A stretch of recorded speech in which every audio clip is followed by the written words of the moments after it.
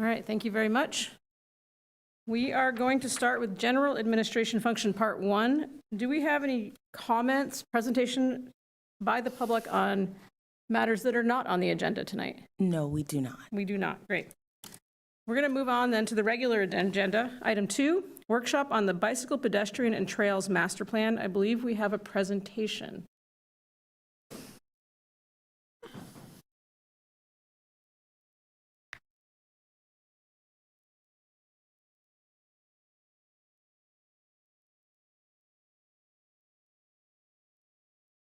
Good evening. One second, just for the record, we have Commissioner Banks has arrived. Thank you. So Sorry, everybody. that's okay. And we are live. And we are live. All right. Projector's probably not on. Not yet. I wanna make sure I get- Well, It's on. I'm good evening. I'm Steve Rosen, and I'm here to share progress and seek input about the Bicycle, Pedestrian, and Trails Master Plan update. The city's working with Nelson Nygaard and Civic Thread on this project, who will be leading tonight's discussion. And well, without further ado, I'd like to introduce my colleagues Tracy McMillan and Nero Vijayarathi to take us through this presentation. Thank you. Great, thank you. You're welcome. Hi, everyone. Great to see you again. Thank you very much for allowing us to come and provide you another update on the progress on the Bicycle, Pedestrian, and Trails Master Plan.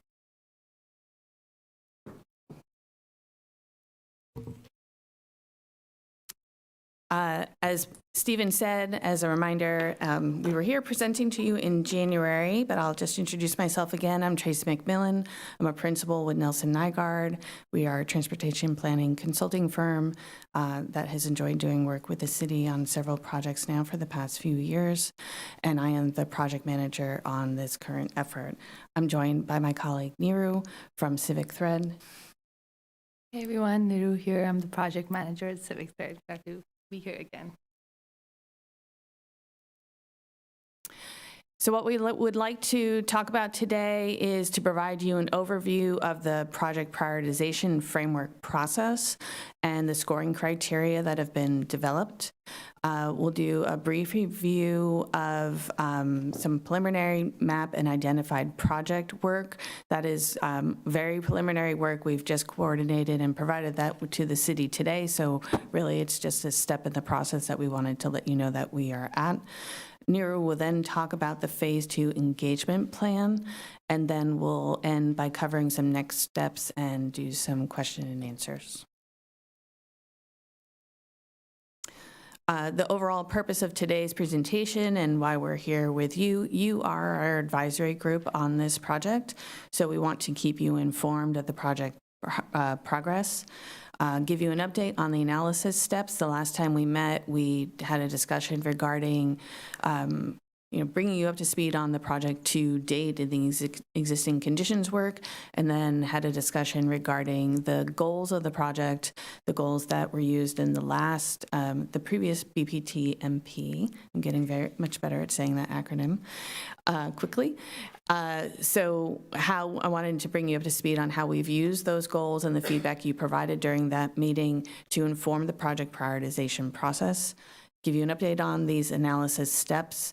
Niru is going to talk about the Phase 2 engagement and get your input on what's planned for that, and then we'll do a review of the next steps. So for the project prioritization process, and I believe I shared this graphic when we met in January, this is the process we're using for infrastructure projects, so physical projects that may be identified through this project planning process that could potentially be in the Bicycle, Pedestrian, Trails Master Plan, and is important for projects to be identified through planning processes to then be eligible for funding, grant funding at later dates. So that's why we go through these this project prioritization, identification and prioritization process. So we've gone through steps 1 and 2, confirming the goals of the previous planning efforts, where we've reviewed ongoing and planned projects with the city, we'll talk a little bit about identifying new project concepts. We'll review the scoring criteria or the evaluation variables that we're using in the scoring process. And then steps 4, I do not see a step 6 or 5 on this slide, and I think I might have identified that last time and didn't correct it. I apologize. So 4, 5, 6 on the process, we'll compile the project database, score the projects, and then the output will be a list of scored projects that we're going to break into tiers or project categories. Based on different characteristics, so we can look at each of those in separate buckets in a sense. We're not at that stage yet in terms of the output of the scoring process, but we'll talk in a moment about the scoring criteria that were used. This slide is impossible to read. It's not intended to be read from the graphic on the right, but what I want to talk about are the scoring criteria process. Scoring is, again, really what helps us to provide or develop a numerical ranking of potential projects based on criteria that are associated with the overall goals of the Bicycle, Pedestrian, and Trails Master Plan. What we did when we met earlier back in January, we had reviewed the previous BPTMP goal statements, and they were written more like goal statements. So what we chose to do after having the discussion with you, and we talked about some of the various goals that were outlined, we kind of backed up and created some broader goal categories: mobility, safety and community, connectivity, and culture of activity. And then we took those previous Bike Ped Trail Master Plan goal statements and categorized them associated based on those 4 broader goal categories. Then each of those goals, we identified 3 scoring criteria associated with them. And then each of those goal categories, there are 4, has a total of 6 points that a potential project could get or can get. So a possible maximum score of 24 points. So when we look at a category like mobility, that is where we're focused on what is our potential projects, infrastructure projects that can increase the movement of people by active transportation modes throughout the city of West Sacramento for transportation, for social means, for recreation means, any sorts of project trip purposes. So within that goal, we focused on 3 primary scoring categories. We looked at priority neighborhood scoring, so looking at an equity measure and how do neighborhoods or potential projects score in relation to the measure of disadvantaged communities that's used in a lot of California grant applications, so SB 535. We looked at pedestrian network density. Again, this is all under the category of mobility. So are projects going to reduce the distance that a pedestrian has to cross before they're able to reach a marked crossing and cross a street? And then looking at the idea of a low stress network. So are there characteristics in the project that increase the comfort of travel for pedestrians or bicyclists on the overall West Sacramento network? Looking at safety and community, we're looking at the past crash history. With the Vision Zero Action Plan, we identified high injury locations. So we're looking at where the potential projects that are identified through this project process fall in relation to those high injury locations, to see if the project would address a previously identified safety concern. This is where we're taking into consideration the community engagement results and community comments that were gathered not only through this phase one engagement of this project, but also what has been identified through previous planning efforts as well. So not discarding that previous community engagement, but incorporating into this analysis too. And then we also looked at intersection crossing distances. So not only in the previous category, how far does a person have to walk before they reach a crosswalk, but once they reach that crosswalk, how wide is that crossing distance, and which is an indication of how long they're in potential conflict with vehicles when crossing a street. Under the goal of connectivity, we looked at access to three primary categories. So what is the access to key destinations? A key destination could be a senior center, a commercial shopping area, the library, city hall, places like that. We have the two other categories in this connectivity goal. Call out schools and also call out transit. So those two items or key destinations aren't within the key destination category. They are their own separate items that we're looking at in terms of connectivity. And then lastly, we have this category or this goal of culture of activity. We had a long discussion about the goal of mode shift when we met in January. And so that's where we put this category, this goal of mode shift. And I think when we presented last time, we talked about when we looked at the analysis of travel patterns around the city, we're especially focused on where we see short trips happening already based on the data that we've looked at. And is there an opportunity to make, to shift those short trips from, say, a vehicular trip to a bicycle or pedestrian trip? Or if they already are a bicycle and pedestrian trip, how do we make sure that they stay as a bicycle or pedestrian trip, an active transportation trip? So that's where we've captured that scoring criteria. We're also interested in looking at projects, what type of amenities a project can support, whether it's lighting or benches, resting, water, trash cans, things along those lines in terms of project amenities. And then for bicycles, does the project include any type of bicycle parking or an opportunity to secure your bike along the route or from at one end or the other?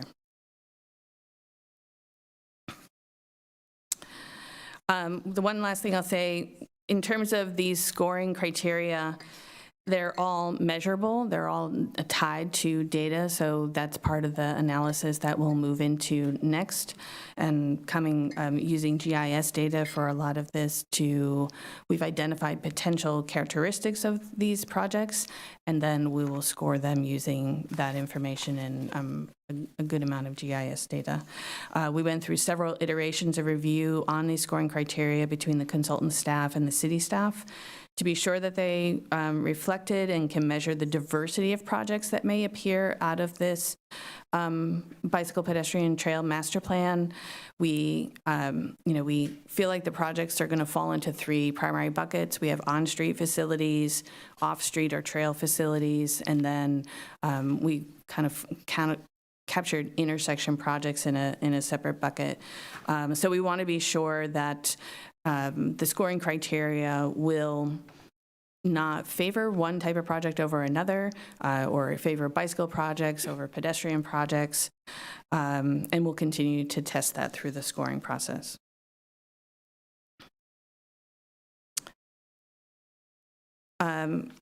So what we also are looking at are the previously identified projects that came out of the bicycle pedestrian and trail master plan that was done prior to this one. And we are also looking at the capital improvement projects.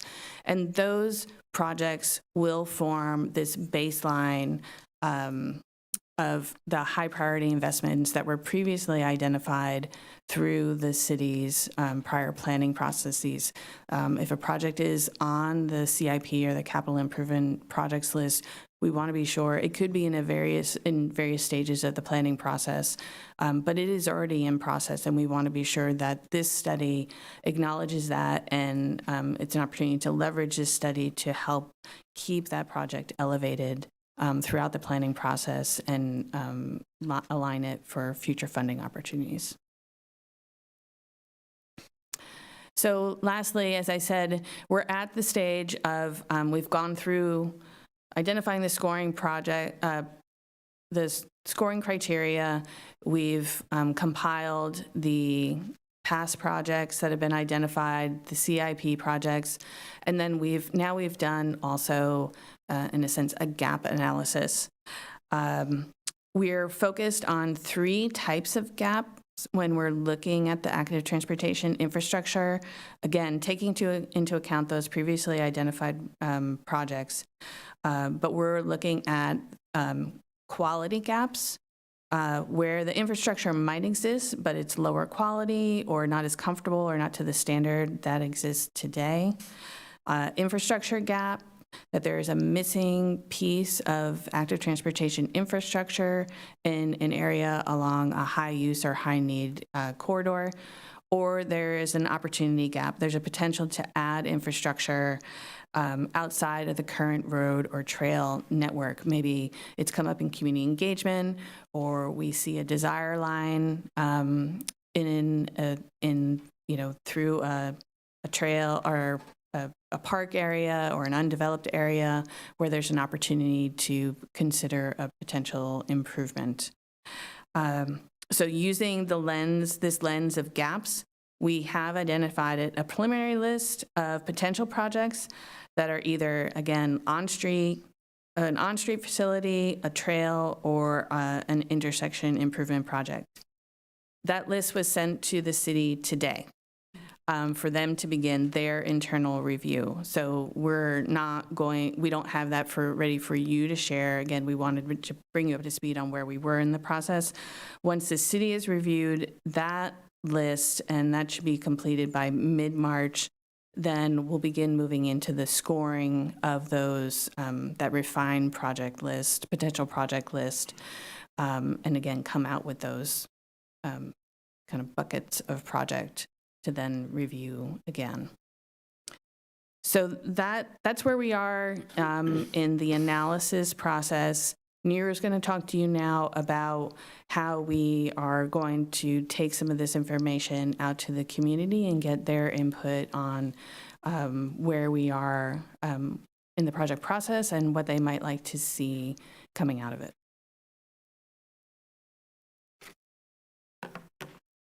Thanks, Tracy. So as Tracy mentioned, for phase 2 engagement, we've planned it from mid-April to mid-May. And we're shifting from understanding existing needs to refining the direction of the projects or priorities that communities hold. And thank you again for all the feedback we received during phase 1. It really helped shape our approach, and also the groups that we reached out to and are going to engage in phase 2. And rather than focusing on individual projects, we will be focusing on the buckets or categories, as Tracy mentioned. Next slide, please. So yeah, this is just kind of laying out what I just said. Our focus on reaching out to folks we already reached out to in phase 1, but also connecting with people that we weren't able to reach out to, and at the same time bringing in all of this technical data in a sort of accessible format for folks to engage and provide feedback on. Next slide, please. So for phase 2, we're really trying to focus on inputs at the sort of systems level. Instead of asking people to really look at just individual projects, we're going to ask feedback on the project categories. The main activity will be like a trade-off style budgeting exercise where communities will be given like a hypothetical budget that they have to allocate across these project categories. This will really help us understand what rises to the top when people have made real choices, and that balances safety, connectivity, mobility, and access. This approach lets us capture community priorities without creating confusion around specific project locations while technical scoring is still underway in the background. And the results will directly inform how we refine the final bike, pedestrian, and trails project list and make sure it aligns with the prioritization framework and gap analysis. Next slide, please. So this slide really goes into some of the potential events and outreach touch points we're targeting for phase 2. And some of these came directly from your suggestions and feedback from phase 1, including the equestrian contact and connection to In Vilo Veritas. We're really working to follow through on these recommendations, along with engaging with groups that we previously we hadn't reached out to, like the recreational gravel riders and other cycling groups. We're also planning a presence at the Breathe Bike Rodeo in May to reach families as well. And in addition to these pop-ups, next slide, please. We'll be proposing small interactive workshops, including at River City High School to engage young people, and also at the library to reach transit-dependent users. This list is intentional, but not final, so we are still in the process of confirming and scheduling, and we would value your guidance on if there are additional groups or events we should incorporate to strengthen the phase 2 outreach. And in the next slide, go back. So in this slide, in addition to the larger pop-ups and workshops, we're proposing a series of smaller group interviews to ensure that we're reaching out to communities that may not be attending these broader events, but also to get very focused feedback from specific user groups. And so we'll be working with our culture broker to connect with Spanish-speaking families through their Walk with Friends program. We're also planning to do some outreach at the Margaret McDowell's senior housing to engage Russian and Ukrainian-speaking residents, along with an event at the senior center to hear directly from older adults. And we're also excited to be engaging with the equestrians who have specific needs on these trails. We're also going to be connecting or reconnecting with groups that we touched base with last phase, like the Run Club, to hear more about their priorities around these projects. And the purpose of these conversations is to really create a space for more focused dialogue and ensure that we're hearing from different communities, seniors, transit-dependent users, and others who might experience the network of trails and sidewalks and bike lanes differently. And as we finalize the scheduling for this upcoming phase, we really welcome your feedback and whether this reflects the right mix of groups and if there are additional communities that we should be prioritizing for this phase.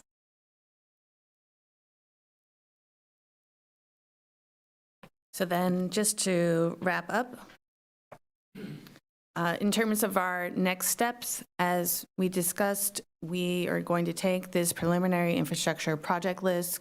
It'll go through its internal review, it'll go through scoring and being categorized or tiered, and then it'll go through a final internal review.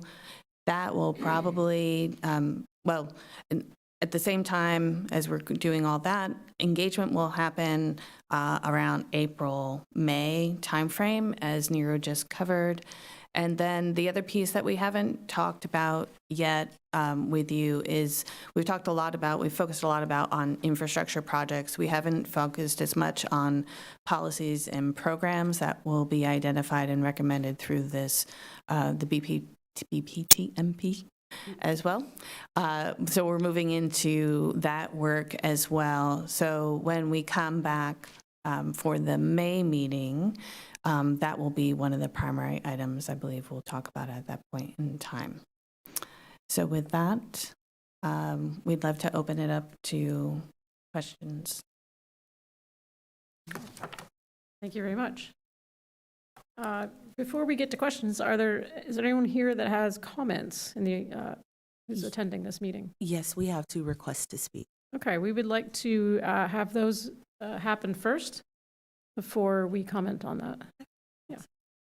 Deborah Banks.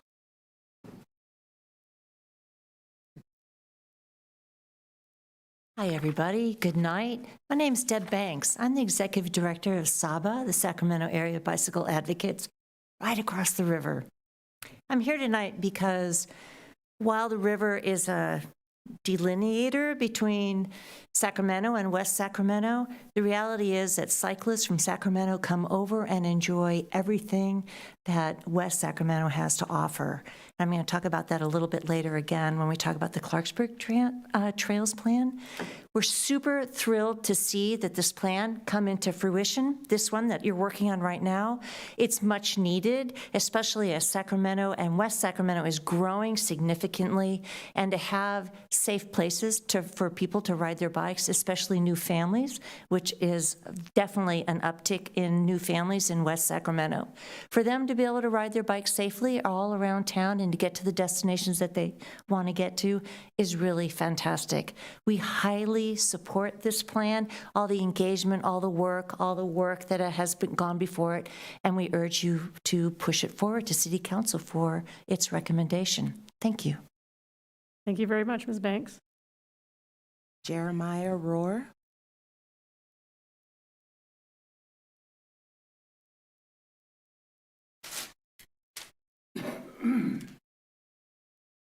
Hello, my name is Jeremiah Rohr. I'm also with SABA. And I want to make sure that you guys understand the economics behind the bicycling economy. Bicycling is a local function. It generates money and it keeps money within your community. When a family wants to go out and has a good way to get around on bicycles and pedestrian access, its money stays in West Sacramento. If you're in a car economy, you want to go to dinner or something, you go to Sacramento, you go up the Natomas, you go to Arden Arcade. When you're on a bicycle, you stay in West Sacramento. And if you have good bicycle infrastructure that people feel safe, and safety is the biggest issue that they always have when you talk about people's desire to ride bikes. If you have a good way to bring your family, hey, I'm going to go bicycle 2 miles to the restaurant in West Sacramento. I'm going to bicycle the 2 miles to go to Lowell's or whatever place it is that I have to do my shopping. Bicycling creates a circular economy for your government, tax revenue, all that kind of stuff. The other part of it is bike infrastructure is really cheap. It's way cheaper than car infrastructure. It takes less money to build, it takes less money to maintain, and it is just as effective at getting people around. Make sure that all your bicycle infrastructure connects to your shopping centers, your restaurants, and all that kind of stuff. The economic development of the bicycling world, you create bike shops, you create bike mechanic work, you create bike stores, you create all this other kind of stuff that creates revenue for the city of West Sacramento, not Detroit or Taiwan or whatever, for vehicles and cars. That money goes out of your community. Bicycling stuff stays within your community, and it also draws other people. This is a great place. This is a world-class place that people will come to if we publicize it properly. Flying into a Sacramento airport and riding your bike to Folsom is something that people in Europe want to do. And most cycling tourism, they travel with their bicycles and a credit card. So there's economic value to all this stuff that you're trying to put together. Thank you. Thank you very much, Mr. Rohr. We have no additional requests to speak. I appreciate that. Commissioners, comments and questions? Go for it. If we could go back to the criteria, the scoring criteria. And he kind of mentioned it too, the need for the bicycle, the infrastructure to be safe.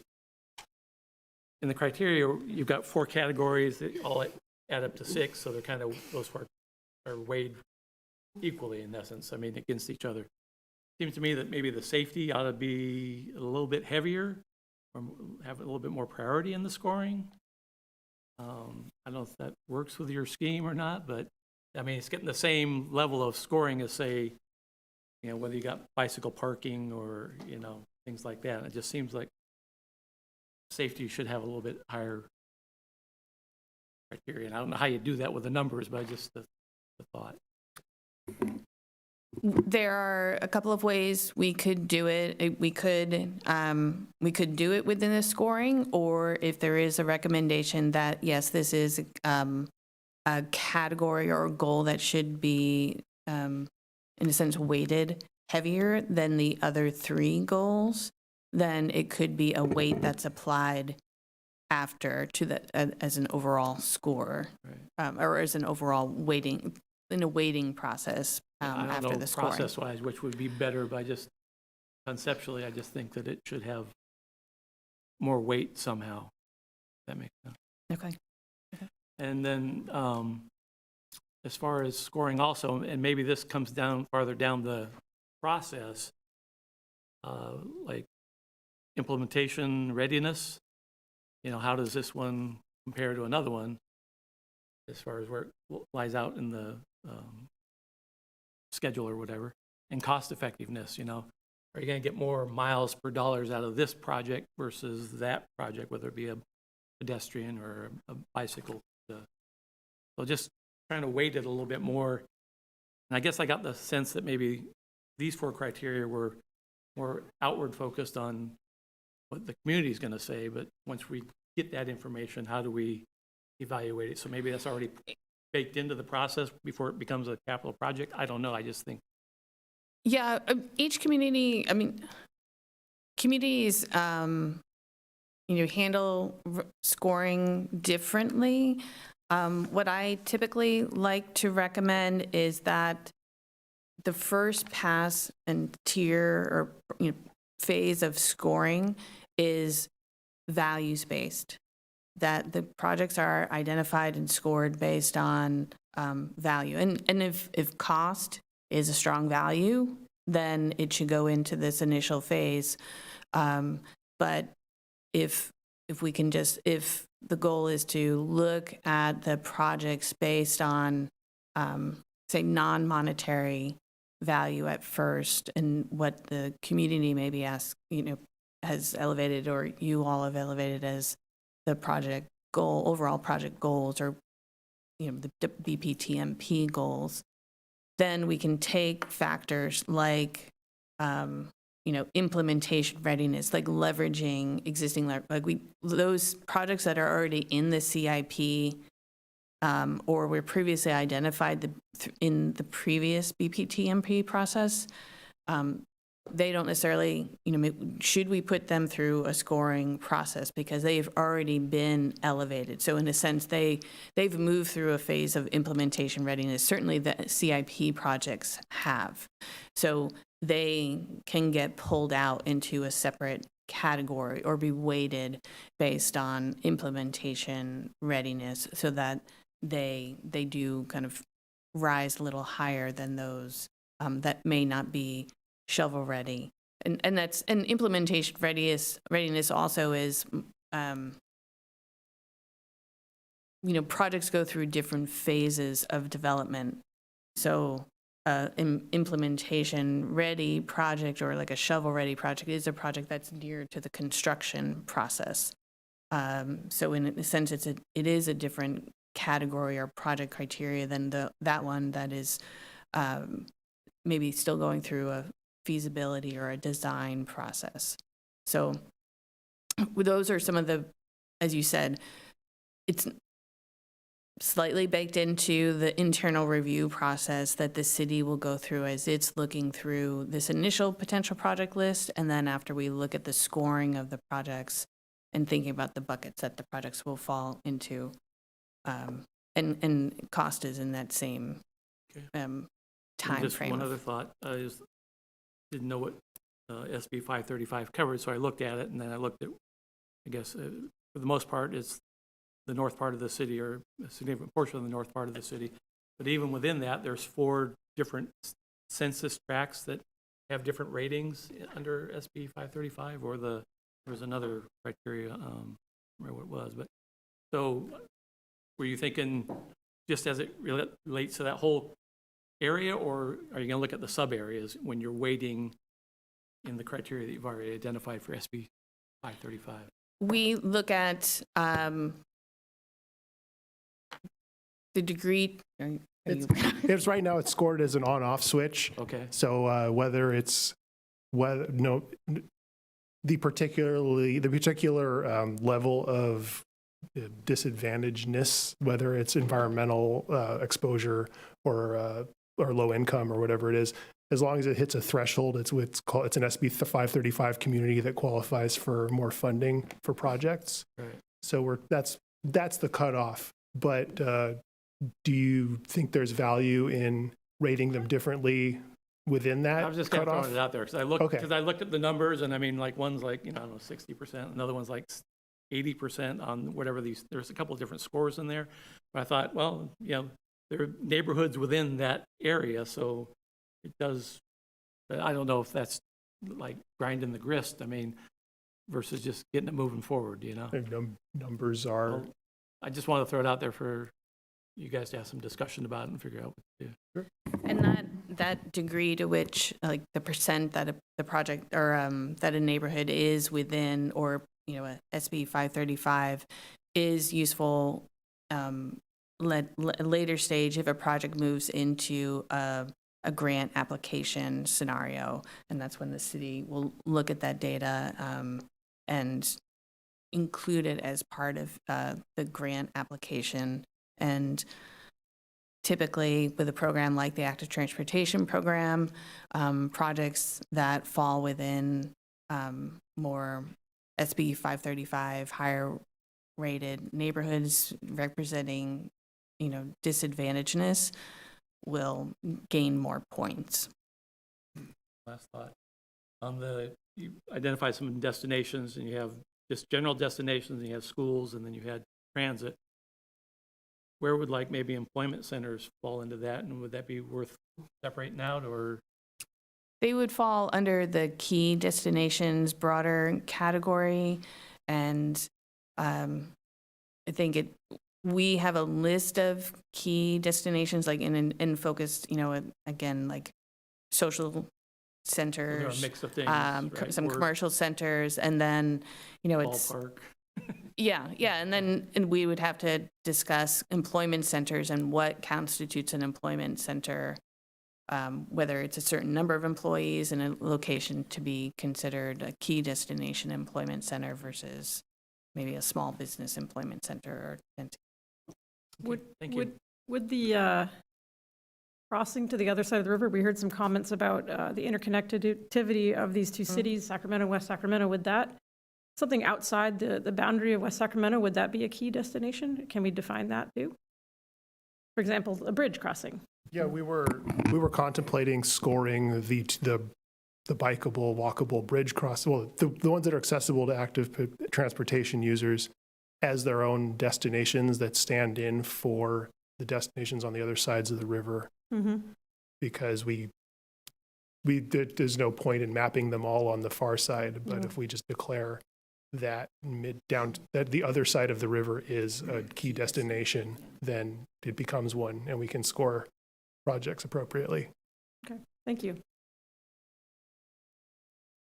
Yeah, I think that's a really wonderful thing to really highlight as in really thinking just in all directions, the kind of our access points in and out of our city not only for recreation points, but also for, in emergencies. I know that there are some issues with evacuation plans when it comes to West Sacramento, especially Southport. And something to consider too is that, in certain situations of emergencies, a two-wheeled or a walking conveyance might be people's only chance to get out of especially if those normal evacuation routes are, clogged with cars. So that might be a high value criteria. I want to offer a differing opinion about the idea of weighting safety and community higher than the other categories. When I read through the other categories and the different metrics within them, I would argue that there's a lot of metrics that align with safety as well within the other categories. Like, for example, mobility talks about distance between crosswalks and low-stress bicycle and pedestrian facilities. And the connectivity, it talks about distance, getting to and from school safely. Distance to school, which I would argue is a way to get to school safely. And, the culture of activity talks about lighting, shelter, benches. They might not be categorized as safety, but I think that they can help increase safety. So I just think that maybe keeping these all equal as they are might be appropriate. Thanks. Commissioners, any other comments or questions? All right, well, thank you. Appreciate that. You're welcome. And we look forward to seeing you again. Thank you very much. Great comments. We appreciate it. If you have any thoughts, please feel free to email me directly.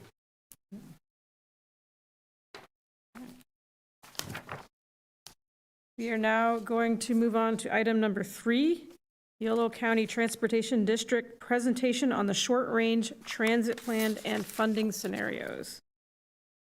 Do we have a presenter? Welcome.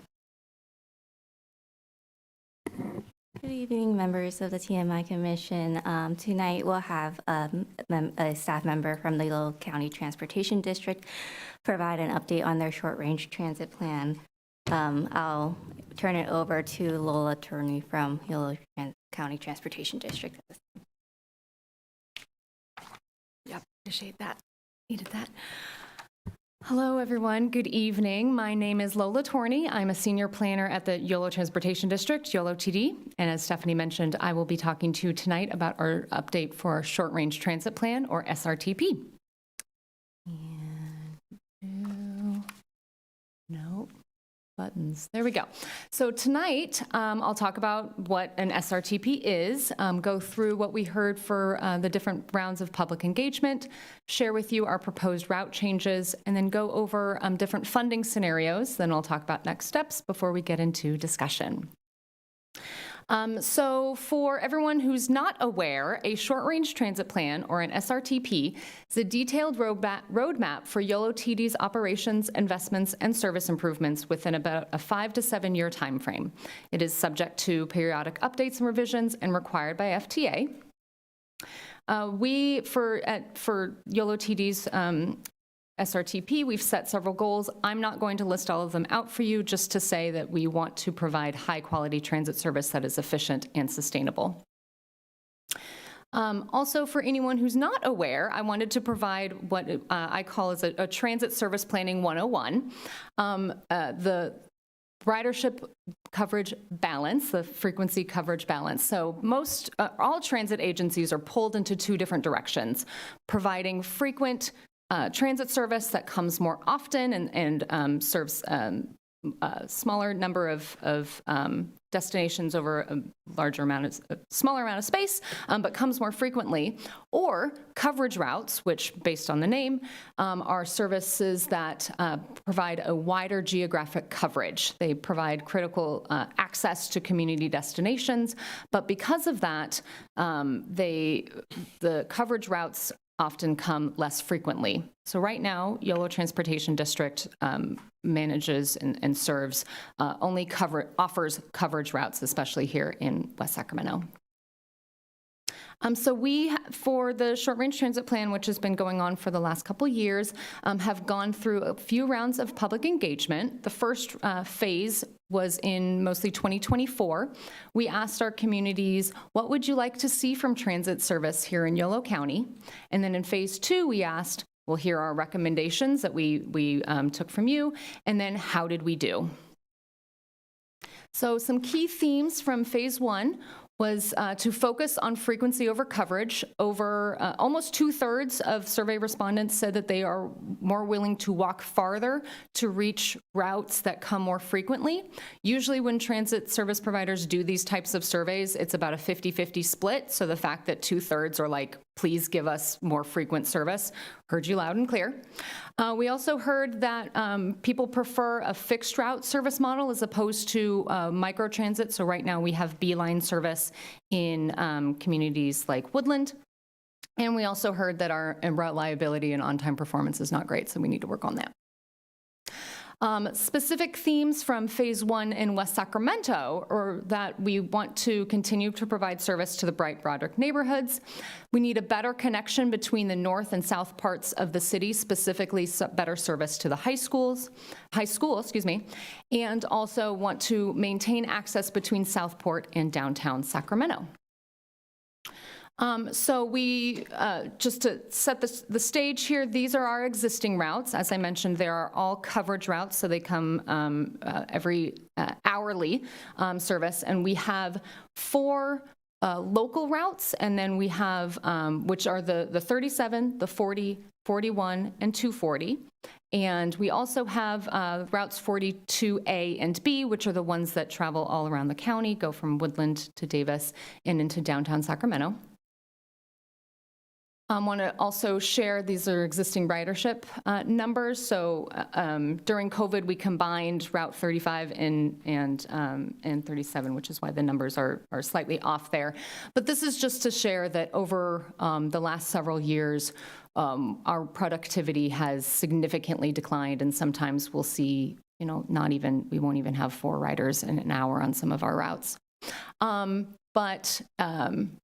The Southport area has, Route 37 has remained consistent, but the decline is mostly in the Bright Broderick neighborhood.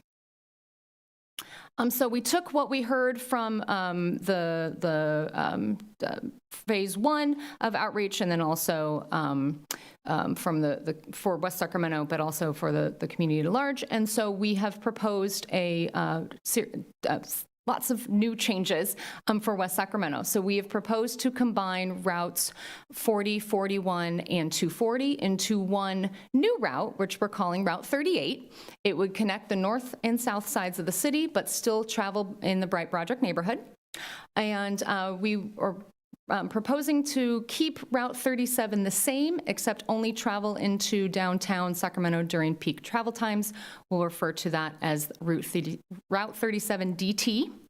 But the fun part about this is we're proposing that all of these 2 routes would come every 30 minutes instead of hourly. And so therefore, shifting from a coverage model to a frequent service model. But here in West Sacramento, you already have VIA, which provides excellent coverage models for those areas that would be no longer served by fixed route. So I also wanted to just give show you a little bit about what else is happening on the Route 42. So over here on the left-hand side of the screen in Davis, just to say that we're wanting to serve the Sutter Davis Hospital now, which currently we don't have direct access to. We also want to reroute in downtown Sacramento. That's the map here on the right. And that would allow us to have fewer detours for events at the Golden One Center, during Farmers Market, and other community events where roads are where we have to have a detour. So more often than not, we have detours, which is very confusing for our riders. So by rerouting the way we have shown here, we'll be able to cut that down, as well as start serving the rail yards area and the new state office building that was just opened just a year ago now, I believe, over off of 7th Street.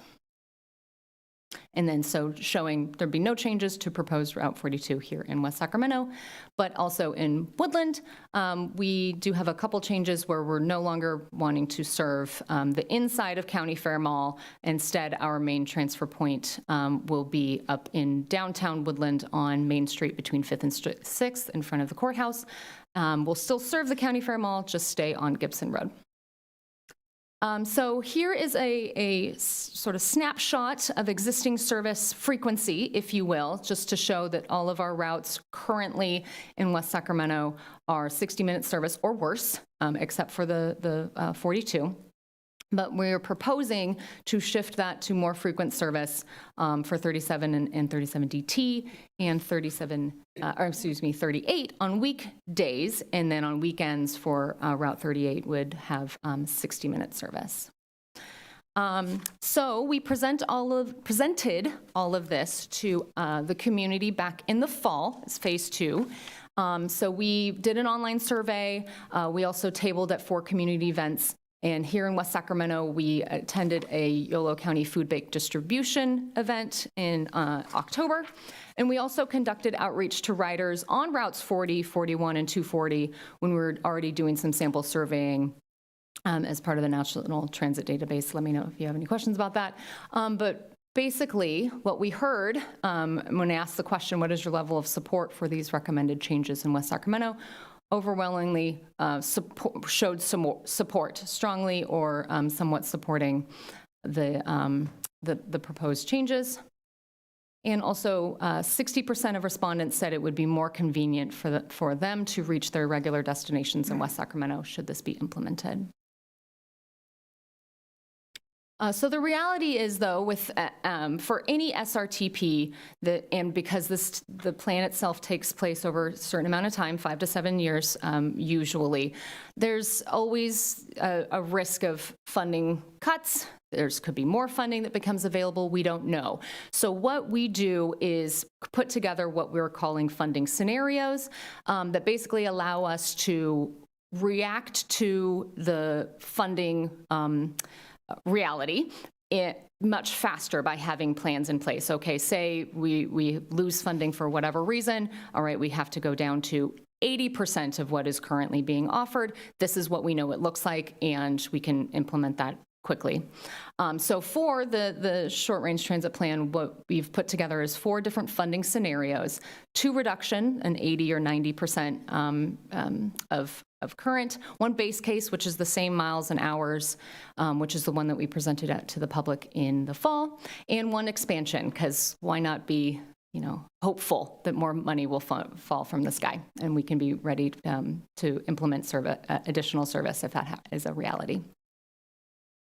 So here are those different breakdowns, just essentially what I just described, 80 or 90% of existing, or the base case, or 100%. I use those terms interchangeably, or an aspirational scenario. So as I mentioned before, this is the same slide that I showed earlier. This is the existing service, and then proposed, we would be able to, for the same miles and hours, or the base case, 100%, or even for 90%, we'll be able to offer the 30-minute headways for routes 37 and 38 on weekdays. But if, unfortunately, we have to go down to an 80% of current service, that means that we would have to instead offer Route 37 would be hourly, again, or continuing to be, and Route 38 would be 60 minutes in midday, and would be able to be 30 minutes, every 30 minutes only for a few hours during peak commute times. And then, if some money falls from the sky, again, we'd be able to increase the service for routes 37 and 38 on weekdays to 30 minutes all day. So before we start the discussion, I can stop talking. Just want to provide you with some next steps. So we want to analyze paratransit service. We want to develop an implementation plan, identify which of those funding scenarios are actually able to be implemented. And the implementation plan has a lot of nuances to it. There's KPIs. We have to go through a fare policy, yada, yada. And then also, once that is decided, we will develop an implementation outreach plan and then roll out, pun intended, the SRTP, but that likely won't occur until next year to start. And then we would do it on a continuous basis on a community-by-community basis as we move forward, 2028. So with that, I have some questions for you, and you can also, I can answer your questions, et cetera, but want to hear from you. What are your observations and feedback to the proposed changes? How would 20% service cuts impact you? And if service cuts are needed, how well do these scenarios balance your needs? So that goes to my question slide, so I'll put this one back up and stop talking. Thank you very much for that presentation. It was nice to hear. Before we get into that, I wanted to ask, are there any comments from members of the community who are here tonight? There are no requests to comment. Okay, thank you very much. I appreciate that. Then let's open it up. Commissioners, let's have a discussion on the questions that have been posed. Yes, I have. I'm very excited seeing this personally. I'm someone who lives in the Bright neighborhood who would love to take the bus more. I'm constrained by daycare drop-off. The times in which my daycare drop-off is for me to get back in time, I can't do it with that every hour. And even though you're reducing the routes, it would still, I'm fine walking a little farther to get that extra, that more frequent service.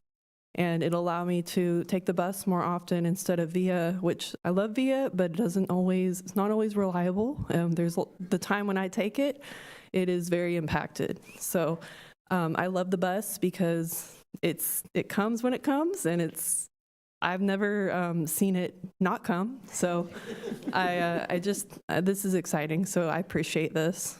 Thank you. Thank you. Okay. Thank you so much for the work you've put into this and for being proactive about our transit system.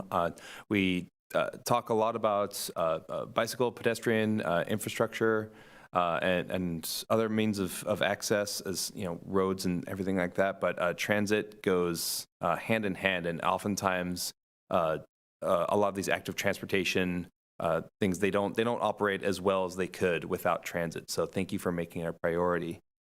The increase in frequency is a huge draw for ridership, and I think it's more. It seems we are in a period of recovery when it comes to transit. I'm sure we're still feeling the aftershocks of COVID, which just cratered budgets, riderships, everything. And I think that's switching to a model that has more frequent buses coming by is a great way to make some of that money fall from the sky. I would say something to take a look at is there is increasing reliance on Via for our transit in West Sacramento, but we have seen in previous meetings that Via in some areas at certain times is very overloaded to the point of not functioning. And for instance, around River City High School, and that's where students are taking Via to get home rather than the school bus. And so really, I would say work closely with Via to see where they're struggling and see if you can step in, whether that's through marketing, taking the bus to these in public conspicuous places around those places where Via is badly overloaded. The main concern is that you can't get a Via elsewhere besides the high school, when school is getting out. So I would say check with that as well. But I know that when it comes to the bus in West Sacramento, the portal to your service is the bus stops. And am I right in understanding that YOLO TD is the maintainer of our local bus stops here? No, the city maintains the stops themselves. All the land is owned and maintained by the city. We just lease it. Okay. Do you have is there a role that YOLO TD plays in the maintaining of the bus stops, or is that all city? From my understanding, it is all city. Jason, or when our operators notice there's an issue of any capacity, we have a way of directly contacting Public Works and with the city and letting them know. And so we're sort of like the eyes on the street, essentially. I would try to make it as easy as possible for your operators and for your staff to contact the city because unfortunately the bus stops in West Sacramento are not always the most welcoming places for a variety of reasons. So that is, I know it's something that the people I've talked to has held them back from taking the bus. No matter what the frequency is. It could come every 15 minutes and they wouldn't take the bus for that reason. So. If I could respond, Commissioner. The part of our Transportation Development Act funds is actually allocated toward maintenance of the bus stops. That is done by our Public Works Department under contract with a third party, which occasionally gets re-bid out to whoever is the lowest bidder on that. Excuse me. There is also a question on bus stops. Some bus stops are actually owned by City of West Sac. Some bus stops are actually YOLO TD's bus stops. So we oftentimes have to figure out which bus stop we're talking about. If there's something significant that needs to be replaced, then we work together routinely to try to figure out how we can quickly solve that issue. Great, thank you. Yeah, just whatever you can do to enhance that cooperation and coordination would really help. Again, help that money just rain upon you. Thank you very much. Commissioner? Hi there. Thank you for that. I really think this is a great plan. I just had a couple questions about connectivity with SAC-RT, because one of the things I think about with the yellow bus, our routes, is that they get us to Sacramento, but they don't think about continuing on if we need to continue on a SAC-RT bus or the SAC-RT light rail. So I wanted to know if you've been working, to make sure that the transition is seamless, because not all riders need to go to downtown. They need to continue beyond. Yeah.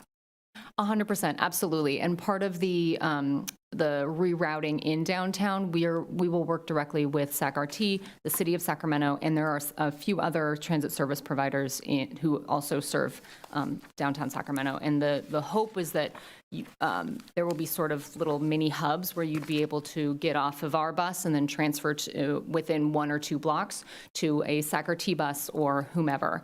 And so that's why there are no stops identified on the map yet, because we want to work with them and see if say, SAC-RT wants to shift where they are currently serving and be able to better coordinate with us. Maybe we're on the same block, maybe we're a block away, that type of thing. We heard that loud and clear as well. So yeah, the transfer in between services hasn't been seamless, and we want to work on that. Thank you. I have another question about fare media, because I know certain fare media can be used, like a daily pass or a monthly pass. There's sometimes I've taken a single ride on SAC-RT and then I have to use another single ride. Yeah. Is there a way? I know we don't have any joint powers authority, because that would require some sort of legislation, some sort of legal administrative process. What do you think? How can we combine fare media so that I don't have to use one fare media to get downtown and then another fare media? 100%. Yeah, great question. And so one of the things that we are looking at, I will answer this in several ways. One of the things we are looking at is our fare policy, and that will include transfers to other transit service providers.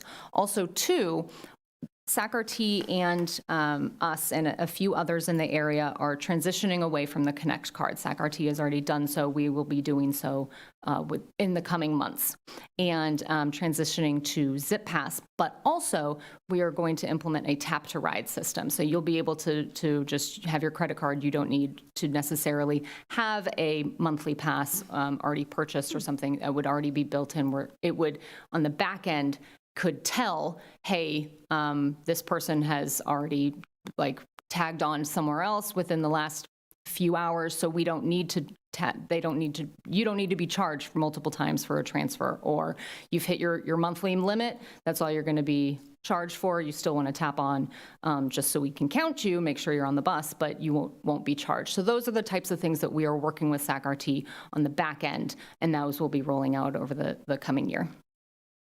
May I ask one more question, please? Oh, yeah. Make one more comment. You know, I drive. I have a driver's license. I don't own a private vehicle right now. You know, when I go to the Bay Area, I find like the transitions to be like seamless. If I need to go to San Francisco and get on BART and go to Berkeley, it's like magic. You know, I'm using my Clipper card and it's like, wow, wow, wow.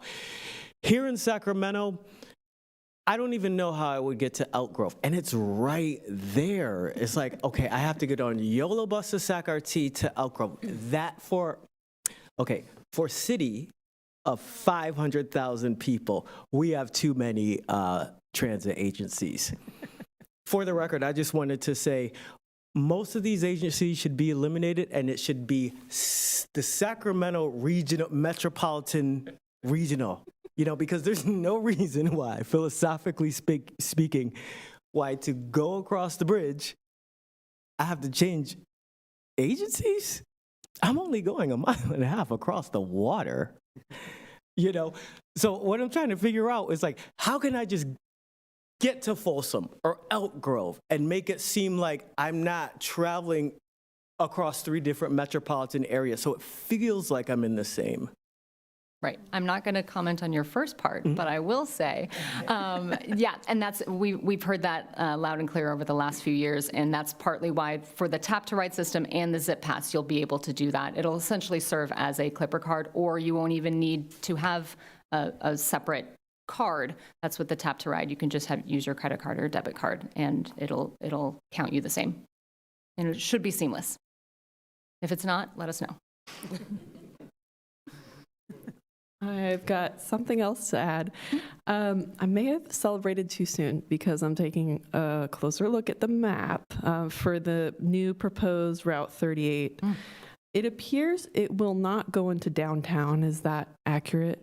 That is accurate, yes, but it will be timed with the Route 42, so you would be able to,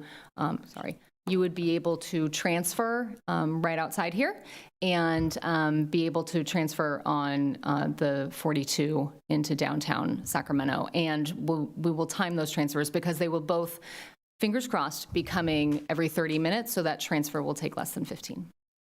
Less than 15 minutes? Yeah, you wouldn't have to wait very long. We'd make sure that the transfer is either immediate or, within 15 minutes you'll have a bus come.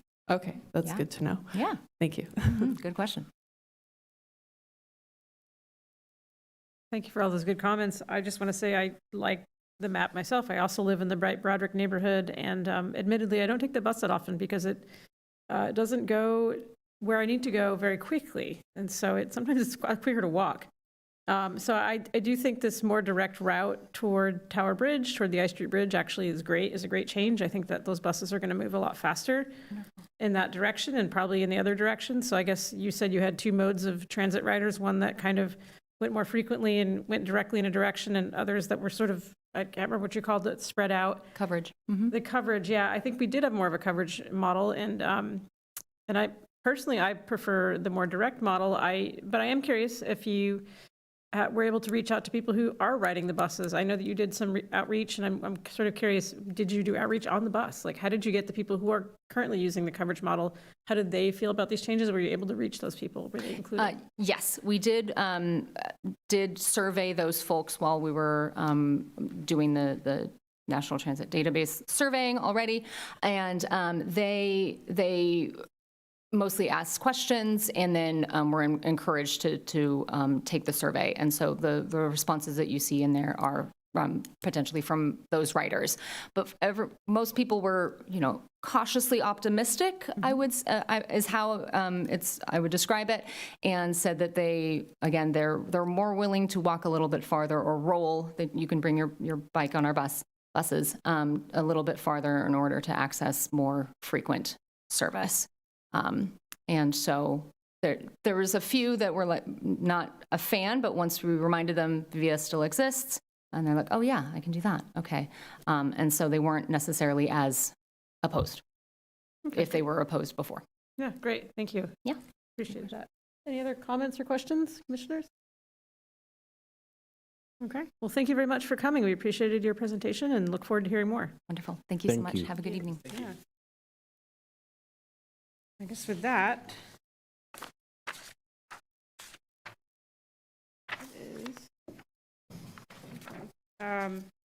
move on to item 3. I am leafing through the packet here. Item 4. This is the update on the Clarksburg Branch Line Trail Extension Project. Well, hello again. I'm Steve Rosen, and I'm back to share a progress report on the Clarksburg Branch Line Trail with the Commission, this time with our project team from Mark Thomas, and that's Kira Caselli and Matt Brogan. So the Clarksburg Branch Line Trail is a rail trail that will connect central West Sacramento to Clarksburg and help implement the Great California Delta Trail Master Plan, which is a really ambitious plan to link the 6-county Sacramento region through the 5-county Delta region to the 9-county Bay Area region. But tonight I'm here mainly to speak about the Clarksburg Branch Line Trail Extension Project, which is an effort to design shovel-ready plans that will connect the city limits to Clarksburg with a safe and beautiful active transportation route. But I'm also here excited to tell you some news about the segment that's within the city. So this project is a century in the making. The railroad to Clarksburg opened in 1929 and operated for 70 years, serving the packing sheds and the ag industry down in the Holland Tract. This is what it looked like when it was running. Here it is at the city limits, South River Road.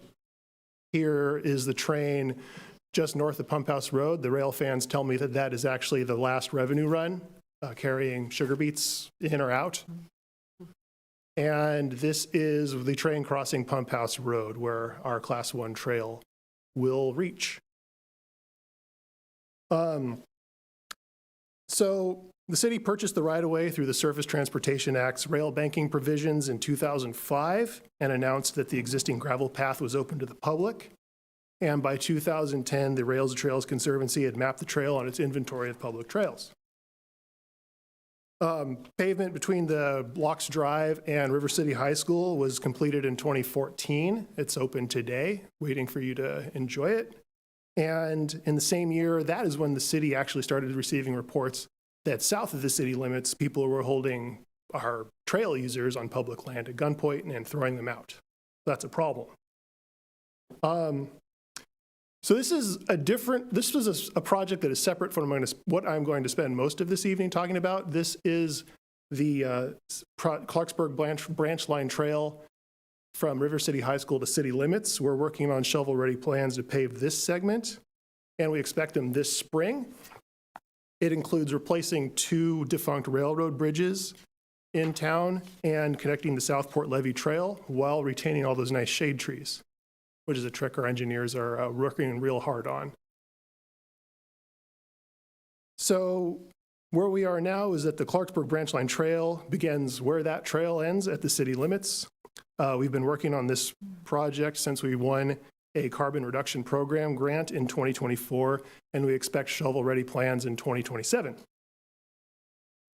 Now, we're not doing it alone, though we are the property owner and the project manager. Our partners in the YOLO Delta Trail Coalition are helping us. These are YOLO County, YOLO TD, and the Delta Protection Commission.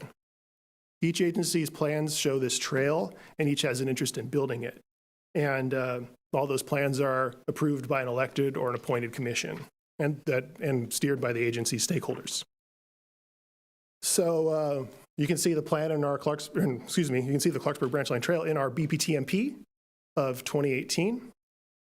And that is our plan to build our active transportation and recreation network. You can see it in the draft YOLO Active Transportation Corridors Plan of 2026. This plan is YTD's plan for connecting the communities of Yolo County and building up the active transportation facilities within all of those unincorporated communities.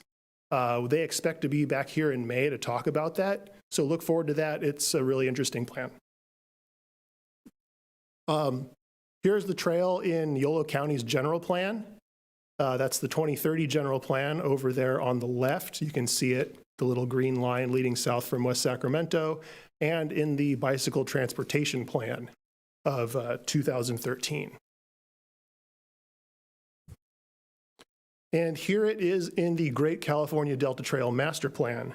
This is a plan developed with the stakeholders of the Delta region, and the intent is to encourage the residents and visitors to explore and learn about the Delta's rich agricultural heritage, cultural heritage, and learn about the critical role it plays in the state's water supply.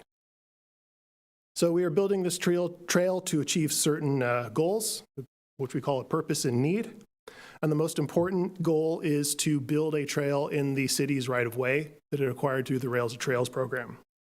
The goal is to build a trail from West Sacramento to Pump House Road in Clarksburg to implement all the plans created by the residents that have a stake in this trail, including West Sac, Clarksburg, Yolo County, Sacramento region, and the Delta region, and with all those plans that call for this trail. And our goal is to implement those plans that have been called for by the public. This alignment is only in the public right-of-way, so it won't impact prime soils or crop production, and it's the result of coordination with SACOG and Caltrans. The alignment's cost-effective because it doesn't require us to acquire any productive farmland, and it creates the shortest possible route between here and there. The project expands recreation access for underserved communities. It'll create a high-quality facility that's easily bikeable from those SB 535 communities we were talking about. And they deserve the same kind of access to this high-quality recreation amenity as communities like Fair Oaks, Folsom, Walnut Creek, Los Gatos, or Mill Valley do. It'll be an ADA-compliant trail that everyone can use, especially those who are unable to drive or who can't afford to drive. And there's a large segment of the population that is too young, too old, or not able to drive, or can't afford to drive. So we think that they deserve access to this kind of thing, especially with the advent of electrically boosted bicycles that open access to this kind of travel and recreation to people who formerly wouldn't be able to do it. The project might allow a telecommunications provider to build a conduit to connect Clarksburg to high-speed internet. Currently, it doesn't have that. The trail will create a safe route from Clarksburg to West Sacramento for vulnerable road users. That's planner code for people who walk and bike and otherwise aren't in a vehicle's protective body. The only current routes don't have bike lanes or sidewalks, and they rarely have shoulders. So this will get people off of those roads. The trail will reduce exposure on roads like that by 8 miles. So that's 8 miles of high stress travel taken off your trip.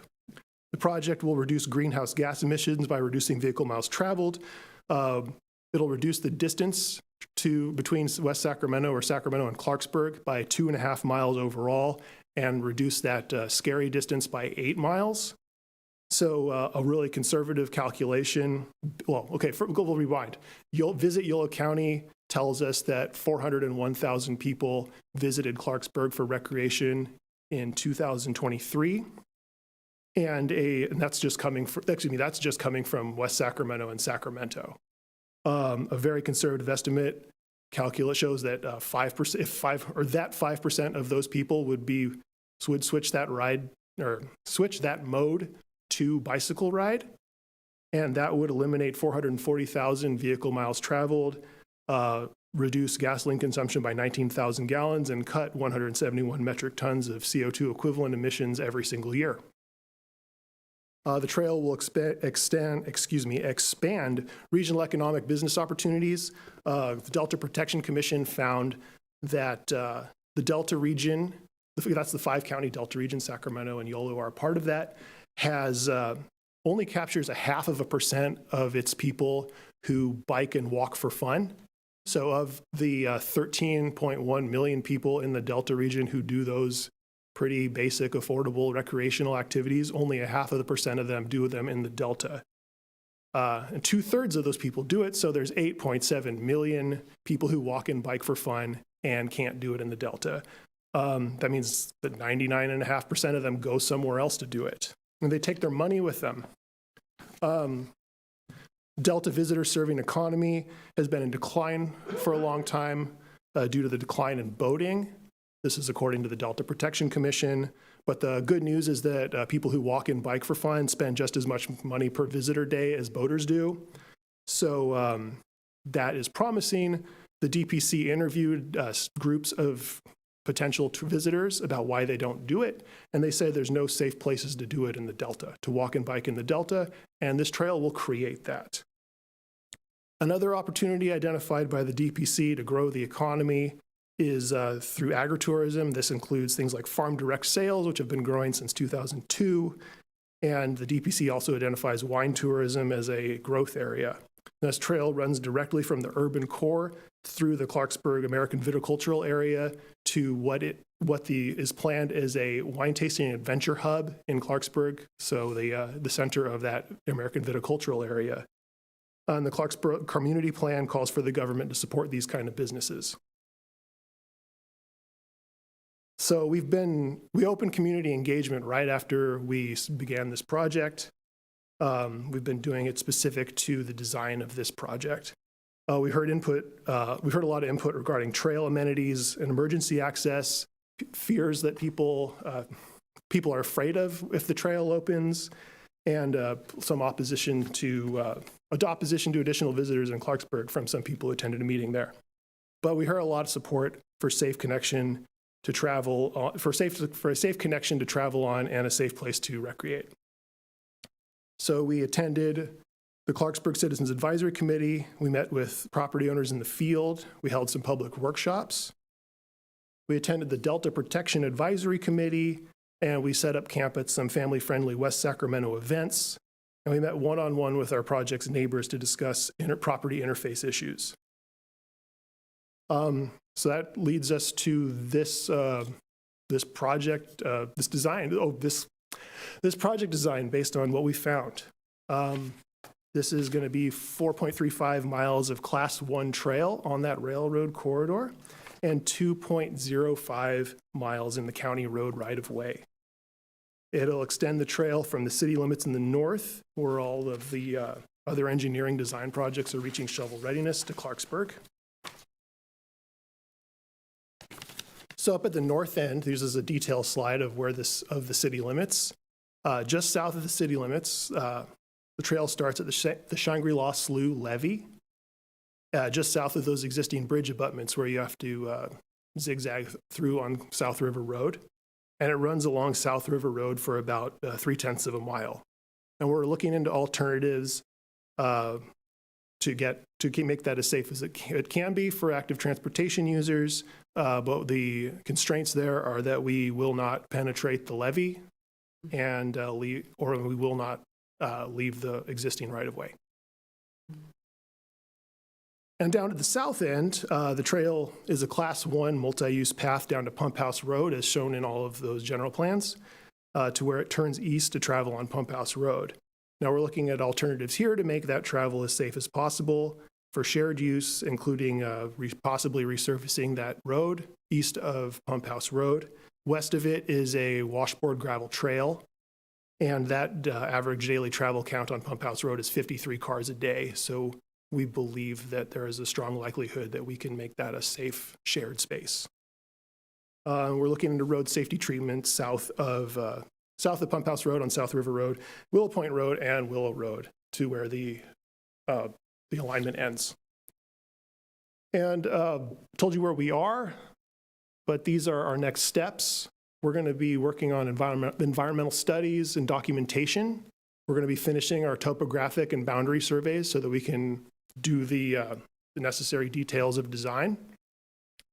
And then in 2027, we'll be working on project trail program development and hopefully producing some shovel-ready plans. And then beyond that, we'll be using those plans to seek construction funding so we can build this trail for the people. I'm happy to answer any questions. Thank you. Thank you very much. Appreciate that. I'm going to ask again, do we have any comments from members of the community who are here tonight? Yes, we do. And how many do we have? 4. 4. Okay, great. Let's get those going then. Okay. I will say also we received, by my count, eight comments. Could be 6, could be 8, depending on how you count them. And if I don't hear similar comments from folks, I might share some of what was written in the comments that we received tonight as well. Yeah. Pat Markham. Good evening. My name is Pat Markham. I'm an attorney. I represent the landowners that own, excuse me, that own the land on either side of the trail. If you look at your packet at page 21, the trail is described in your packet as unpaved and includes a mix of railroad ballast, dirt road, graded all-weather gravel. Well, that trail was basically what it is. It's an old railroad. The railroad was condemned from my clients, who basically were the original descendants of the original Glide family and Dwyer family of Delta Trucking. They reclaimed all that land out of the swamps that was originally swampland, and then ultimately at some point they built a railroad and condemned it through the center of their farms. And the reason why they ran through the center, as Mr. Rosen said, is because of the fact that they're moving sugar beets to the processors. Well, now we're in a situation where the city wants to build a bike trail, but you're building a bike trail right through the center and bisecting my client's farm in half. And the reason I'm here today is because of the concerns that there's a few things that are in the materials that really aren't correct, and let me correct those. One, it says there's no opposition. That's not true. Mr. Rosen attended a meeting that I was at, and there must have been 60 people in Clarksburg at a Clarksburg Advisory Committee meeting, and at least 58 of them were against the project. In addition to that, in your packets, you'll see the letter from Brownstein, which includes opposition from the YOLO Farm Bureau, the California Farm Bureau, the Bird Alliance, and there's also a letter from an environmental biologist indicating all of the environmental damage that's going to be done by this project. In addition to that, and nobody's really thinking about this, but if you think about the idea of, let's say, putting people in the center of this room having a picnic while we're working, that's what's going to happen to these farmers. You're going to basically be putting people in the middle of their workplace. They're running heavy equipment across. They're spraying chemicals. They've got chemicals out in the fields, and nobody is taking into consideration how that's going to be resolved. Now, I only have a minute, so I'm going to wrap this up. I have been asking the city since 2024, since the coalition was created, just to sit down with me, try to come up with a way that we all can work together, find a way that my clients can keep farming and they can put their trail in. One of the issues that's out there is there's an alternative route. In fact, Mr. Rosen in his drawing actually I don't think he did it on purpose, but the green line he was talking about, that's an alternative approved route that would take you to the same place, get the same outcome, but it wouldn't bisect my client's farm and destroy farming. With that, I'm out of time. So if you have any questions, I would love to answer them. I would ask that you instruct staff to sit down and meet with us and just come up with some solutions. That's all we want to do. Thank you, Mr. Markham. And we'll take a good look at the letter that looks like Benjamin Markham. Yeah, my co-counsel is Your with co-counsel. Brownstein, and yeah, they sent that letter. Yes, thank you. Appreciate that. Appreciate it. Sure. Sure. Would you like to answer a question, Mr. Markham? I would love I had a question too. All right, we'll come back up. Yeah, I'd love to. You said you represent landowners. All the landowners from the beginning to the end? I just wanted to clarify. So there's 6.5 miles of trail that's being proposed. My clients own about 4.5 miles of that. Okay. So there's 2 landowners. One landowner owns about 1,400 or 1,500 acres, and the other one owns about 1,000 acres. And so those are the two clients I represent. Okay. Yes. For about how much of it? Pretty much about 4.5 miles of 6.5 miles. So 70% of it, 80% Do of we it. know how many other landowners are? There's impacted? one landowner to our north, and the reason I know that is because that one landowner actually bought its property from my client's family, and that's the Dixon family, and that's it. So there is a total of 3 landowners. I think the Dixon family might be involved in some negotiations on acquiring some property or something. I don't know. They're not, so I'm not representing them. And then the road part is not at issue. I'm sorry, I forgot the name of the road. Pump House Road? Pump House Road. My clients own Pump House Road too. Okay. The Dwyer's own Pump House Road, and that is an issue. And not just an issue from acquisition point, but it's actually not wide enough to do it's not wide enough to accommodate this project. One of the things, and just to answer your question, one of the things that's in the packet that's a little hard to understand, and that is that the right-of-way originally was 80 to 130 feet. Much of that was to build the railroad. And so over the years, about maybe 10 to 20 feet was actually used by the railroad going up and down. The farmers entered into an agreement with the railroad which said, hey, we'll let you farm all the way up to the edge of the track if in turn you don't make us do certain things that were in the documents. And one of those agreements is recorded and it's existing today. The other one we're actually been looking for, but they go back, 50 years. And in the packet, it indicates that the farmers are trespassing and illegally using the property. What they're doing is they're growing crops, and they've been growing crops for 100 years on that property. Okay, I think we've gone past the So I'm question sorry. I asked. I'm sorry. I don't want to be unfair and give you any more time. Yeah. I apologize. Yeah, no problem. I apologize. I think. I got to be fair too. Unfortunately, it's a problem with my type, so I apologize. Commissioner Banks, did you have a question? Yes. Okay, Mr. Markham, so if the city were to bisect your client's farm, what would be the claim? What would be the damages that your client would claim? Potentially, it will destroy at least 1,000 acres of farmable land in this sense. Let me explain. That whole area is typically, modern farming is typically they use sprays. So they use sprays for Roundup or sprays for whatever typical crops or for fertilizers or whatnot. So when these folks are driving down the trail, there's no way to stop them from being out there. They're going to end up getting sprayed. So the question is this, and this is something we'd asked before, is what do you do with the liability? Is the city going to own all that liability, or is the city going to hold the farmers harmless?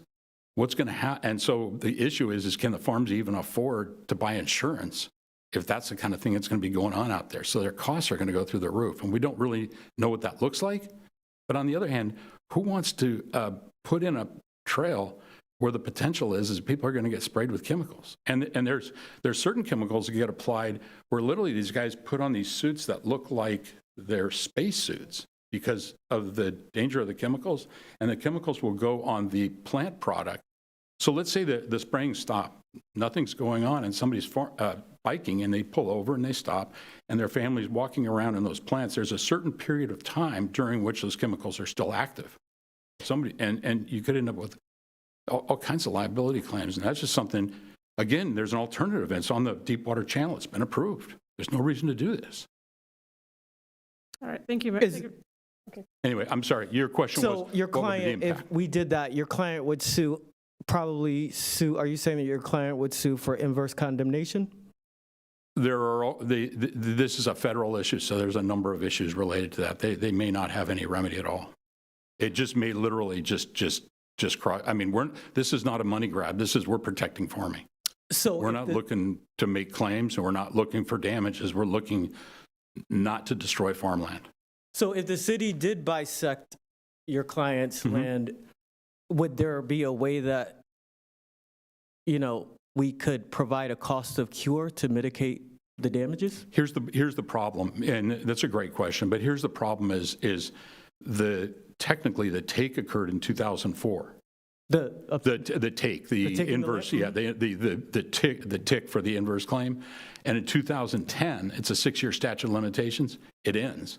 Well, the project hasn't even been proposed, it hasn't even been designed yet. Nobody even knows what's out there. So and I'm not saying that's 100%, but there's a strong argument that says there is no remedy. And part of it is, and we haven't talked about this, but 1,000 acres out there is under a conservation easement and it can only be farmed. So if there's no farming out there, there is a 1,000-acre weed patch that all of the rest of the farmers in the area are going to have to sustain their farms with. Okay. It's just going to be a blight. That's what it's going to be, 1,000 acres of blight south of the city. And do your clients live on the property with all this chemical spraying, or what do they do? The Dwyers live on the property. Yeah, and I mean, this is part of farming. This is, you know, I mean, that's modern farming. I mean, you could go organic, I suppose, but that's modern farming. You've got to be able to produce a certain amount of crops per acre in order to justify the costs. Okay. And that's really what we're talking about here is food versus recreation, and nobody's really talking about that. Yeah. Wouldn't the remedy be like just compensating the farmer? This is my point is I'm not sure if there is such a remedy at this point because it's real deep. I mean, in terms of the federal statutes and how that works. Yeah. Okay. Yeah. Okay. Well, I think we appreciate, this is clearly very important to your clients, and you know, there may be some things potentially that could remedy some of these concerns you had, and I do hope that we can find a solution that, you know, would help alleviate some of the concerns that the landowners have. Clarksburg is a beautiful place. We all support farming. We all eat the food.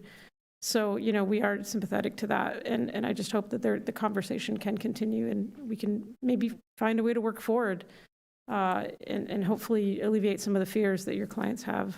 And I appreciate that. Yeah. And I do think that, like anything, when there's going to be a dispute, the smartest thing to do for everybody is a sit down to try to figure out a way to solve it, rather than just starting to throw punches. It just doesn't make sense to me. That doesn't make sense to me either. Yeah. Mr. Markham, so Yes, sir. I'm sorry, let me ask you. So, okay, let's say that, okay, could there be some sort of equitable remedy to abate the damages?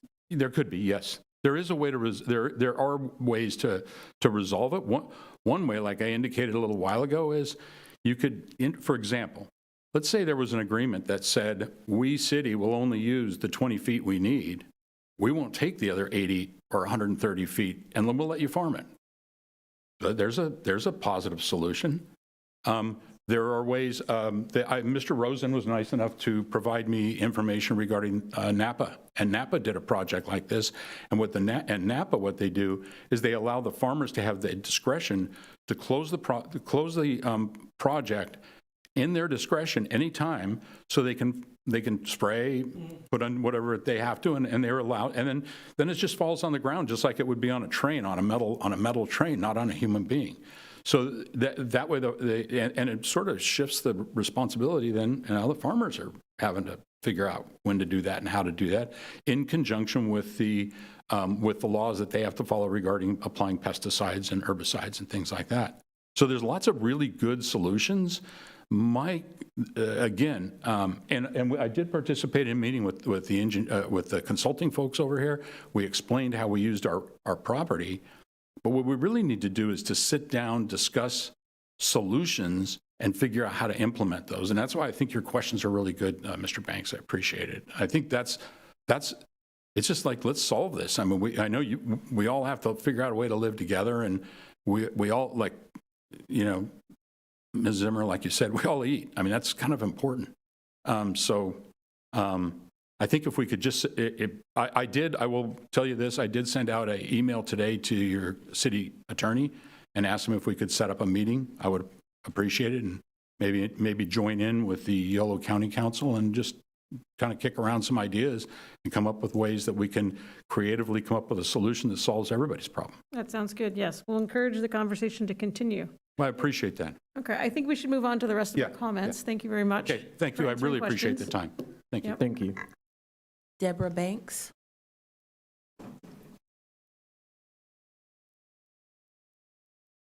Hi, everybody. I'm Deb Banks, Executive Director of SABA.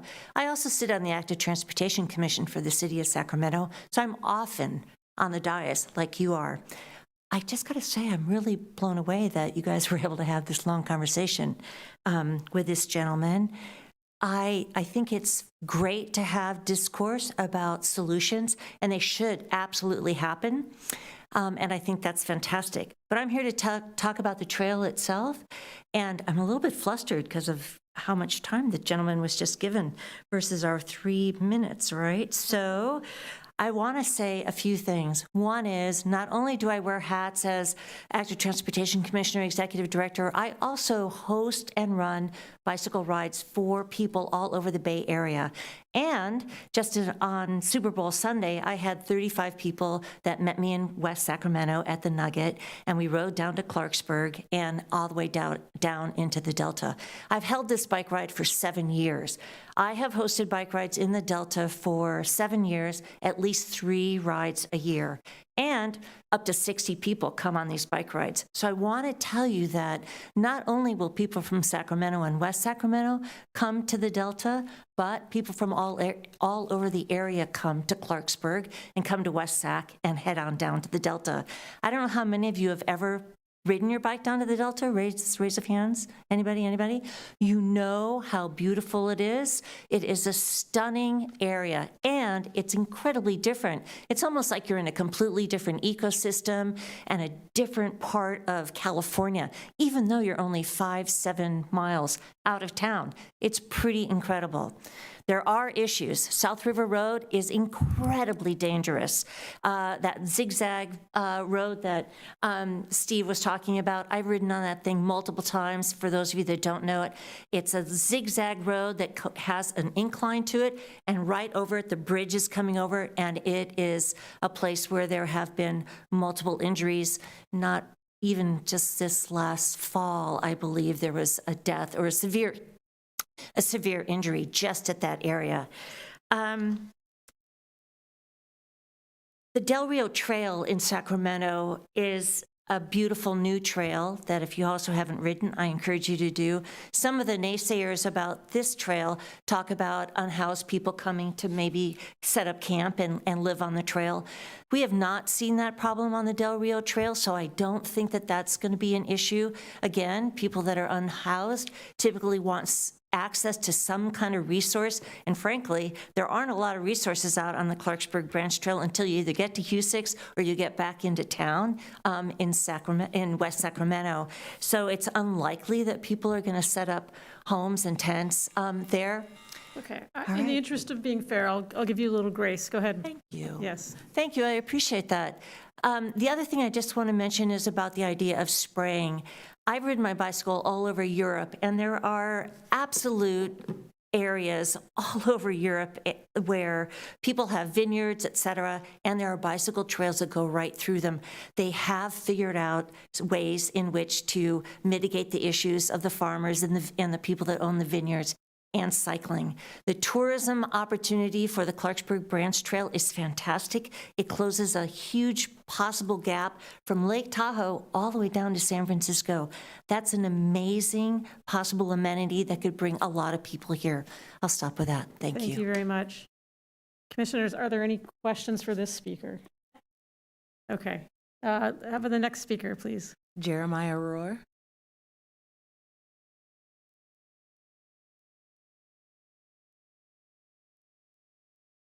Again, Jeremiah Rohr with Sacramento Area Bicycle Advocates. Certainly love this idea. I think it has similar problems to the Del Rio Trail. There were easement issues on there, left and right, and those were worked through. There are rails to trails all over this country, thousands of miles of it. Many of them go through farmlands, and it's worked out. It works out. We can figure the issue out. If you need access across the trails, access can be granted. If you need spray time, that's fine. Tourism is equal to food production. It is not a mutually exclusive thing. Tourism is, like I said earlier, cyclists travel with a bicycle and a credit card. If you guys care about revenue into your community, this is a revenue source that you can work on. A trail from the Bay Area to Lake Tahoe represents a world-class bicycle destination. People from all over the world will come here to ride that trail. That you may not appreciate that as a real thing, but it is a real thing. People from Europe will come here just to ride that trail if and when it gets completed.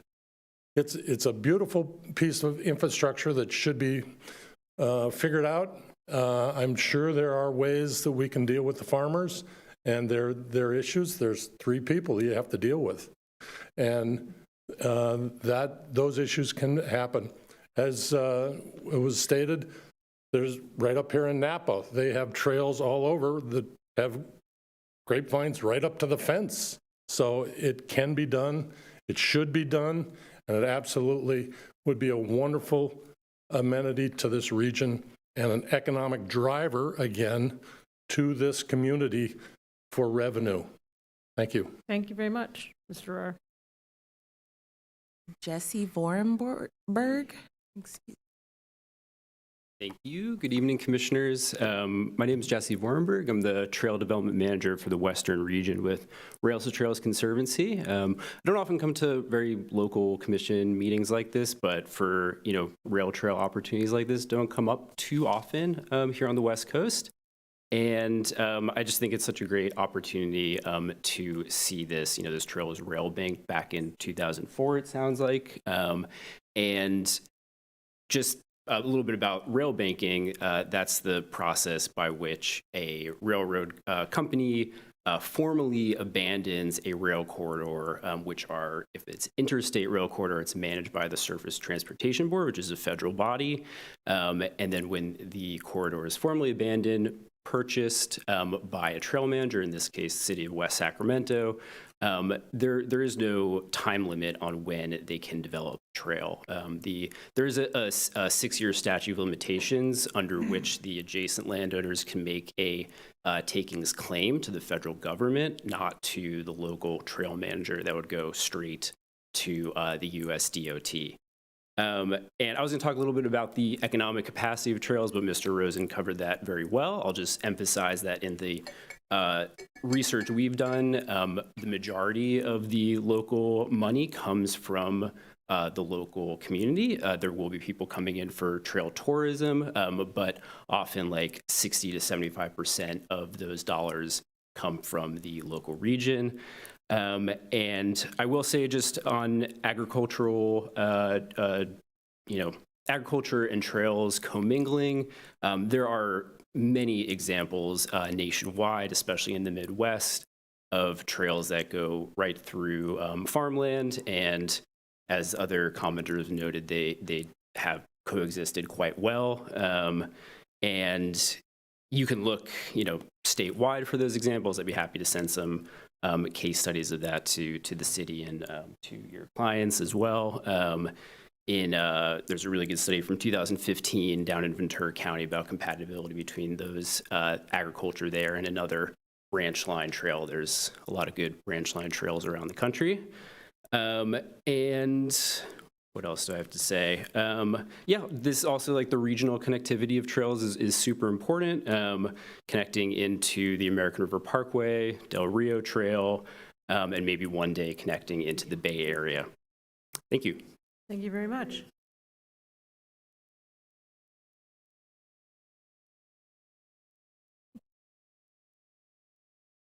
Okay, do we have any other speakers? We have no additional requests to speak. Okay, great. Commissioners, I guess we can open it up for comments, questions. Who would like to go first? Commissioner Cummings? I support the concept. Obviously, there's some challenges to work through. I think they can be worked through. I'm not like an avid bike rider, but I like to ride bikes. But some of the best bike rides I've had have been on vacations, and so I understand the tourism part of it. In the United States, I did the Hiawatha, which is, I think, about 17 miles through a train tunnel. It was an amazing ride. The best ones I've had were over in Europe and through farmland, through grapes, through lavender fields, whatever. So I'd like to see it happen. Again, there's some legal challenges here. I can't opine on that. That's for you guys to work out, but hopefully everybody can come to terms and we can get it worked out. But I support the concept. Wholeheartedly.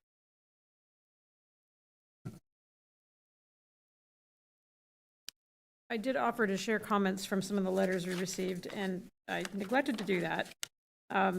We received 5 comments in support of the trail, and they pointed out many sort of studies that said that, you know, there have been initial concerns with landowners, but largely they have been overstated in that the trails were eventually able to coexist.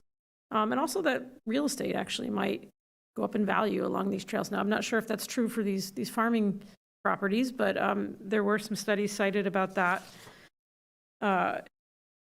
Several people sort of brought up the concerns about safety. I think there already are cyclists in the Delta who are managing to go into that area, despite perhaps some of the hazards with chemical spraying. And I do hope there is some coordination actually on that. And I do know that the city of West Sacramento and its other bike trails does, in fact, put up signs when spraying is happening. And I think potentially something like that could happen. But yes, that is an extra burden on some of the landowners, and we do need to acknowledge that. But yeah, there are cyclists who do go on the Delta, but many, including myself, don't feel like it's safe to cycle on Rebel Road. I think it is a hazardous place to cycle. And there are some really nice places out in Clarksburg. I think that the community of Clarksburg is worth visiting. And I think a lot of West Sacramento and other regional people would go there. And this is something that was pointed out in some of these letters. Some people did point out the connection to the wine country. There are some economic benefits that were pointed out in another letter, and just general enthusiasm. In contrast, we did have a letter from Mr. Markham's firm, I believe, that pointed out some of the hazards, including some of the potential downsides with removing some of the riparian habitat along the trail. I'm not sure if that's something that's going to happen. In terms of wildlife concerns, I would encourage the city to potentially look at restoring if there's tree planting or restoration of any areas that have been impacted that can alleviate some of those wildlife concerns. I'm sorry, I'm struggling to look for the letter. I've made a mess on my desk here. And a couple other concerns that I think Mr. Markham also brought up.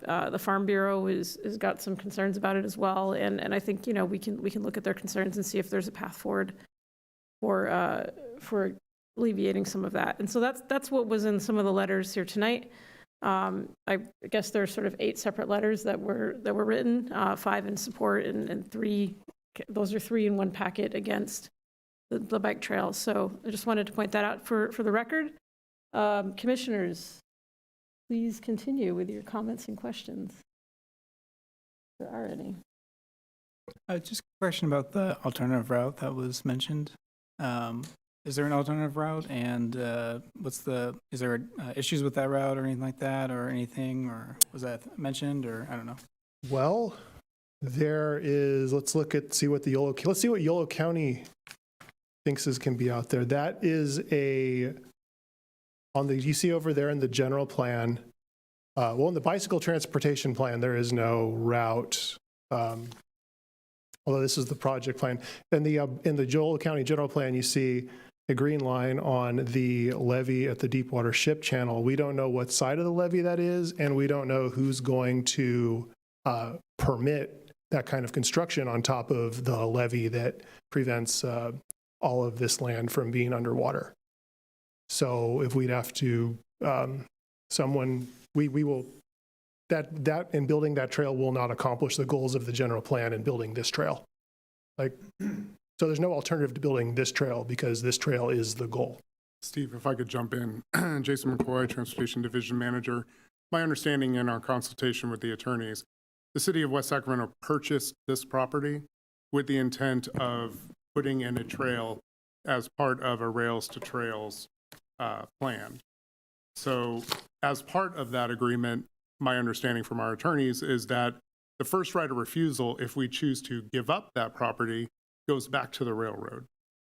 So that means that if we were to choose an alternative corridor that is not owned by the city, that property would revert back to the railroad, and the city would be left trying to purchase prime ag farmland to try to put a trail in. That, to me, is an untenable situation. I believe it's an untenable situation for a lot of folks. So given that we own this property, and that is in dispute with Mr. Markham's clients who are storing equipment, dredging canals and putting the spoils on city property, and have actually put in a personal driveway down the center of the city's property. We are currently working through the right-of-way issues associated with that to identify with certainty where the easements are, where the property boundaries are, what is owned by the city. And once we get that agreed upon, we can then start working more closely on some of the details associated with this railroad. And this is why we are going very slow and very deliberate to make sure that we are in a solid legal position as the property owners to continue putting in a trail on city property. Jason, okay, let me just ask you a question because I'm a little bit confused about what you're saying and what Mr. Markham said. So the city owns the property now. That is correct. And what Mr. Markham said is that it would bisect his client's own property on either side of the 50-plus acres that the city owns. Okay, so we don't have just an easement, we own it in fee, just to be clear. we don't have an easement, we have a property interest. That's correct. So we have ownership of the land. The client has the interest in the land. So we need to talk about rights of way, right?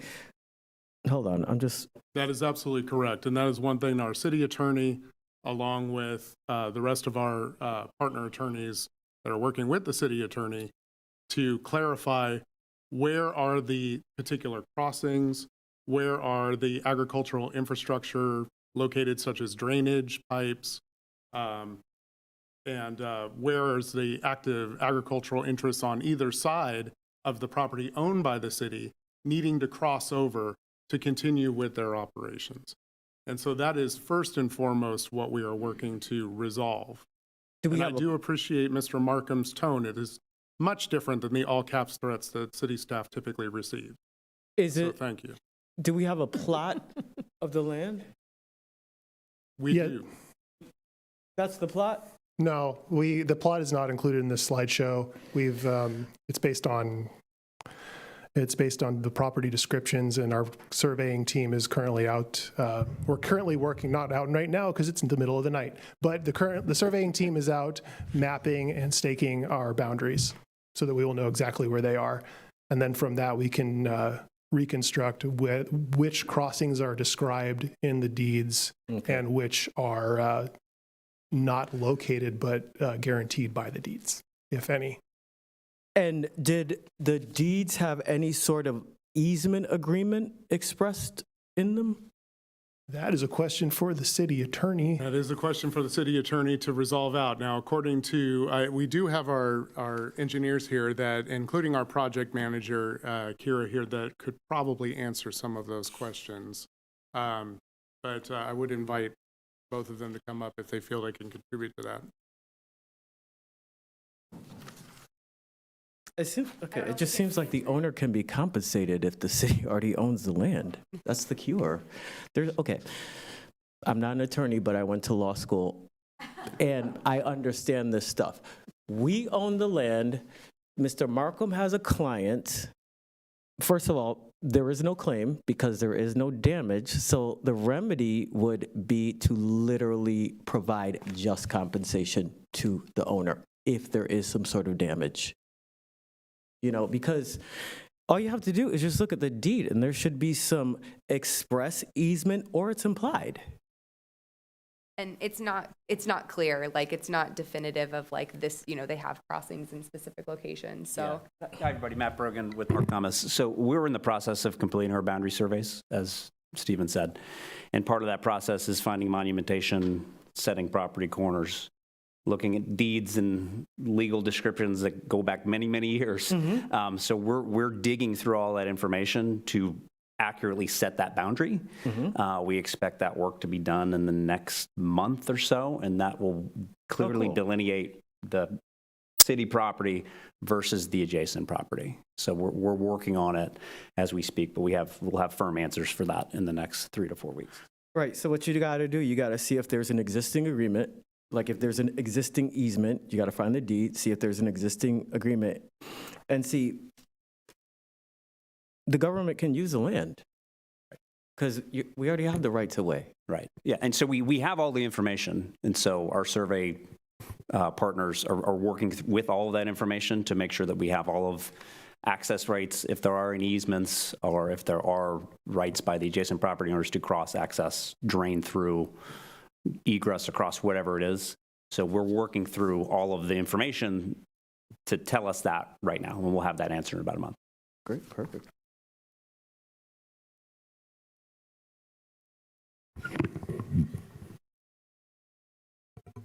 I did a quick calculation and of 100 feet times 4.5 miles in dispute, that's 55 acres, according to my very quick calculation. So that's how much land the city owns in this area. Very linear, it's 4.5 miles long, so that's unusual, but good for a bike trail.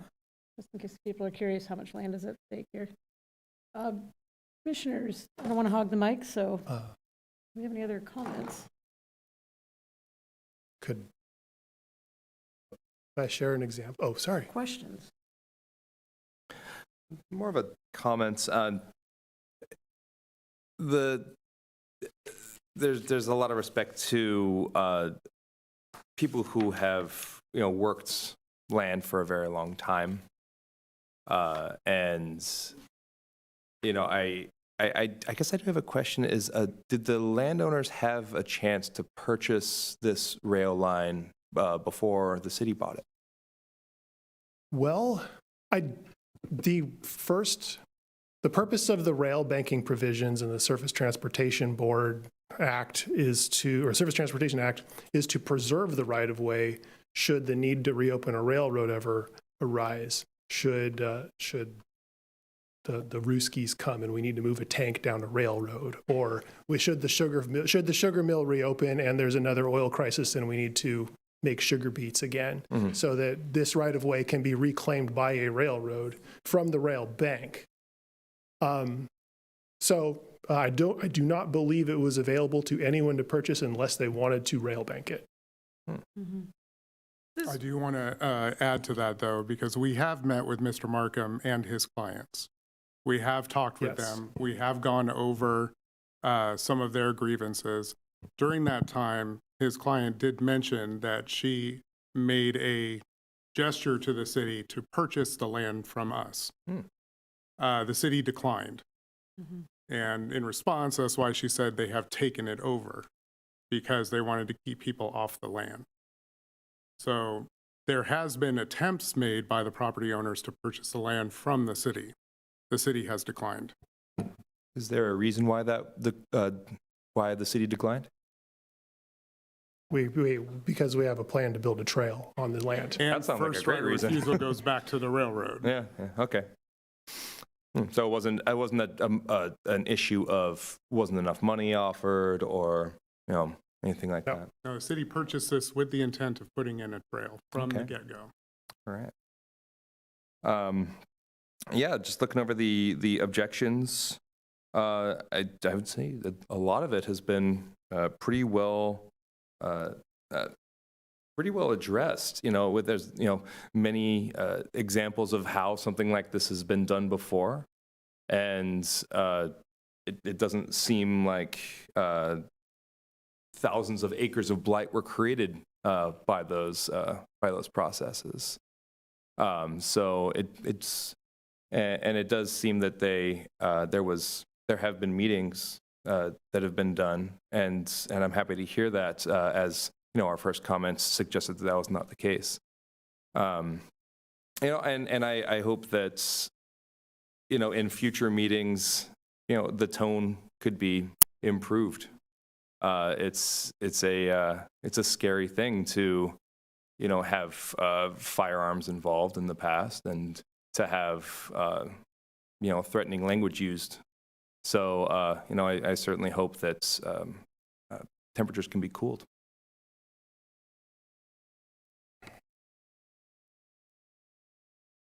Could I have an example of a trail that is a winning example of a trail in such a situation like this. It's called the Joe Rodota and West County Trail System in Sonoma County. Sonoma County, not Solano. And it runs through fields that are intensively planted with crops. The alignment is all of 8 feet from the plants themselves. There's no excess right-of-way on that rail trail, so they just built a trail on the railroad. And what the County of Sonoma found is that trail users don't complain about pesticide application. There's no special rules in this trail saying that private property owners can close a public right-of-way at their convenience or at all. They simply, they found that complaints about pesticides come from farm workers and people who live near farms. And this is because there are 2 laws that apply here. There's the federal Insecticide, Rodenticide, and Fungicide Act, and the California Food and Ag Code that require applicators to apply pesticides based on the rules on the label. And those rules on the label make it so that drifting off property is impossible. Not impossible. It makes it so that drifting off of property will not happen if you follow the rules, because it is illegal to drift your pesticide off of your own property. And that is probably why we don't get complaints from people bicycling on the roads that are within 40 feet of the crops in Yolo County, near Clarksburg. Yeah. May I ask, if the right-of-way is 100 feet wide, is that wide enough for potentially a rail and a bicycle trail? It's just curious. It seems like it would be. Seems like it would be. Curious. Okay.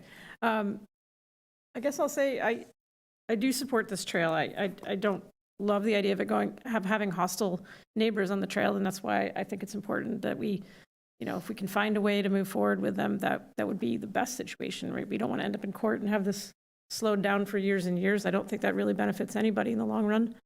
So anything that we can do that alleviates some of these concerns would be desirable. I appreciate that the cities have been making that effort, and I appreciate Mr. Markham for being civil in this discourse. So I think a lot of us would like to see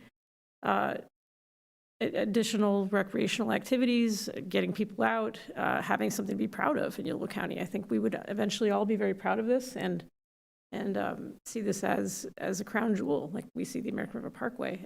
But this is going to be a tough road, I think, to get people on the same page. And I appreciate everyone's effort in that. That's just what I wanted to say. I do have some other questions. I am curious about. I like that they proposed an alternate bike route. I think another route that you can make a loop would be kind of cool, honestly. But I've actually biked from Clarksburg over near that levee. I have a friend who has a property in Clarksburg near the levee, and you can't bike all the way through because there is private property. So I think you would run into some of the same issues with private property and not having access along I believe it's a deep water shipping channel. Go ahead. May I? Yeah. That's where Z-Line Road is, right? Yes. So the way we couldn't, that trail, we can't zoom in on that map. Is that trail on the west side of this channel, making it a trail that does not go to Clarksburg? Is it? Okay. Yeah, Z-Line's on the east side. Where's that? We don't know where that trail is. Is it? You can't bike all the way through. Well, I know Z-Line is. Okay. I'm just thinking we don't know where that planned trail is. We don't know which side it's on. If it's on the west side, it doesn't go to Clarksburg. Yeah, I tried to bike from south of Clarksburg into West Sacramento, I think along the proposed trail. And I will say that I believe there are right-of-way and private property issues. I think some of it is accessible, but eventually I had to get off of it and be on a road. So good idea, but I think there would have to be some land purchases to do that. That's my understanding. And a road closure. And road closure. Essentially, yes. I've also brought up at previous commission meetings that I've been urged by, groups of up to, 80 cyclists who use the Deepwater Shipping Channel route to bring up to the city that property owners have actually put down caltrops and dangerous traps along that, specifically to target and injure bicyclists, and which has been documented and is its own issue. So, it may not be that good of an alternative at the moment. I can confirm that the city has received those same complaints and same reports. Yeah. The section of the trail that puts you onto River Road, 3/4 of a mile, I am still a little concerned about that as sort of the weak link in this trail for making it accessible to everyone. River Road is, well, in its current configuration, it's quite scary to bike on. I've done it and I hate it. And I don't do it very often because I like to be alive. So can we talk about that a little bit? How are we going to keep folks safe? Is there any option for an alternative? Not Pump House Road. I think it's River Road at the north end. Well. Oh, the north end. Oh, I'm sorry. Between, yeah. Oh, yes. So this, there's a little yellow bit there. Yeah, there's quite a bit of right-of-way up there. And that's an example that we're studying with the K-rail separating a bikeway on the inland side, I believe. Yes, it'll be on the inland side. And supporting that will be the separate design project for the trail within the city limits. Includes replacing the missing bridge over South River Road so that people coming south or going north will be able to cross South River Road on that bridge after we plop a prefab bridge onto some footings that bridge those old embankments. In addition to that, our Congresswoman is particularly interested, as well as our state senator, in providing funding for the segment between the high school and the South City limit, including the bridge over South River Road. And so we've submitted funding for congressionally designated spending funds in order to secure the roughly $12 million for that total segment. And just so folks are aware, it's somewhere around $30 million, $28 million to fully construct the Clarksburg Trail down to Clarksburg. So right now we're working on completing the funding for the in-city segment, and then we'll work after the design is completed for this project. We'll work on securing the construction funds, which I feel pretty confident we'd be able to do.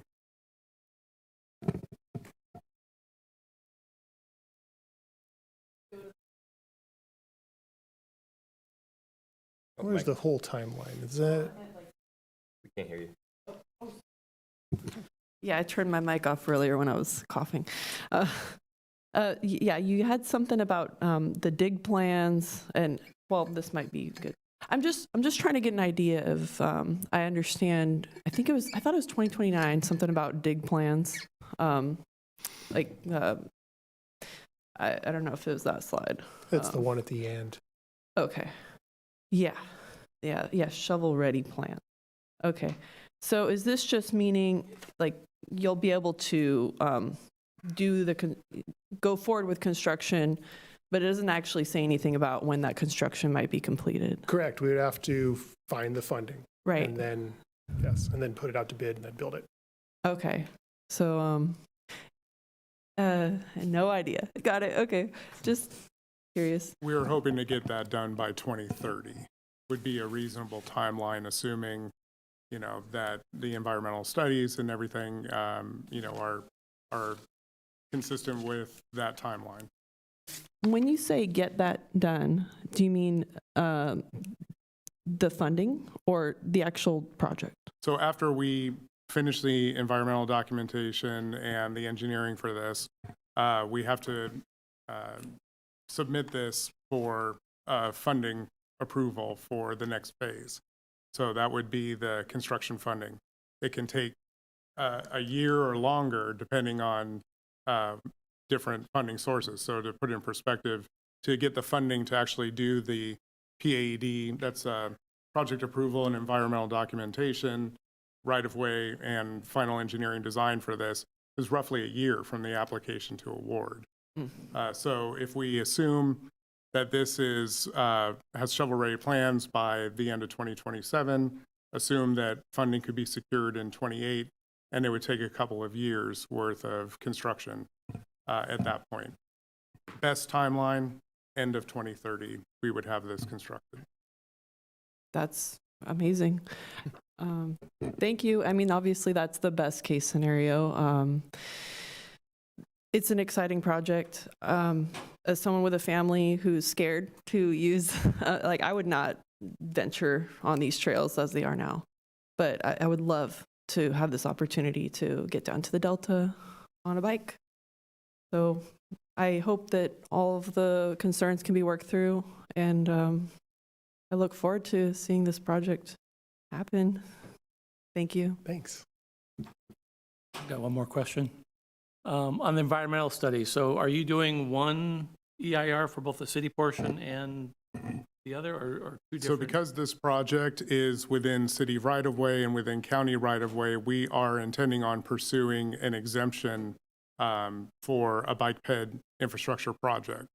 So we have been told that Mr. Markham's clients intend to sue, and that they are going to pursue us, or get us to do an environmental document, full EIR.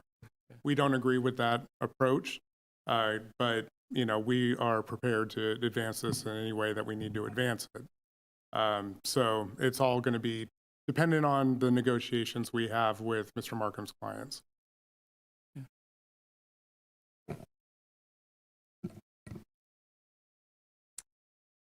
Are there any additional comments, commissioners? Yeah, but, do we have anyone from the city who it kind of represents the environmental review of this project? We do. Our city attorney and his team are actually on this as well. Okay. Are they present today? No, they are not. Okay. Okay. Yeah, I just wanted to see if there was anyone to speak to the claims of Diane S. Moore, the principal biologist, and Mr. Markham's. I can speak to a couple of the items, since a lot of those things are put out there as kind of a way to instill a little bit of fear. There is no intention on the part of the city to remove all the riparian trees that are out there. There's no intention of the city to pave over any of the wetlands. The intent of that we have is to identify where our property boundaries are, identify where there's sensitive environmental habitats, mitigate that to the extent necessary, if necessary, through avoidance if we need to.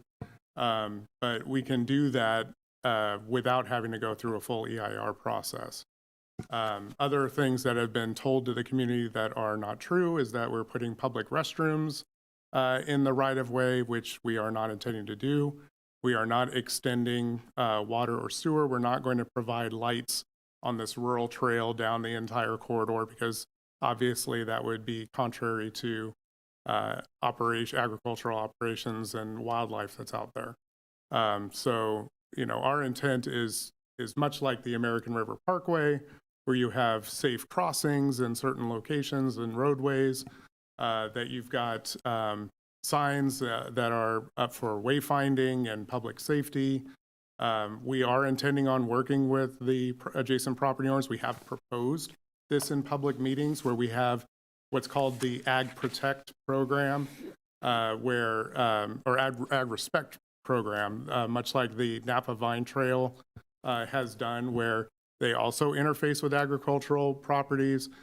We would be putting up signs to inform trail users of the fact that there are agricultural operations, to respect the property, to not trespass, to clean up after your pets.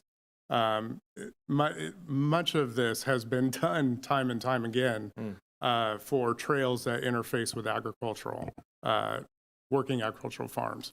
So we fully, as we have presented in our community engagement, fully intend to work with the property owners and create a program that is respectful for both them and for trail users. Yeah, most bike trails I see rarely go in a straight line and often accommodate nature features. As I ride these trails yearly, and that's actually part of the draw. We're doing it right now in the city limits. We are meandering the trail around all of those gigantic, wonderful shade trees. Thank you. May I ask, is this, will this be discussed at a future meeting, city council, just to let folks who are here know that there may be additional meetings if they wish to attend? Yeah, so as we, the number one priority right now is to get the boundary survey done, understand where the property lines are, where the easements are, and make sure that everyone agrees on what is owned by the city and what is owned by adjacent property owners. After that is done, our city attorney will be reaching out to Mr. Markham and his clients to discuss this further, to make sure that they are also in agreement on that. And once everybody is happy with that, we are going to start working to advance the actual trail design. So for right now, we are just kind of in a little holding pattern. Thank you. Any other comments? I think with that, we'll close this item. Thank you, everybody, for coming and for sharing your comments. We're going to move on to General Administration Function Part 3, the Director's Report. Do we have anything? Nothing for me, thank you. Nothing from you, great. Commission calendar, I believe our next meeting is in May, but I don't know the date.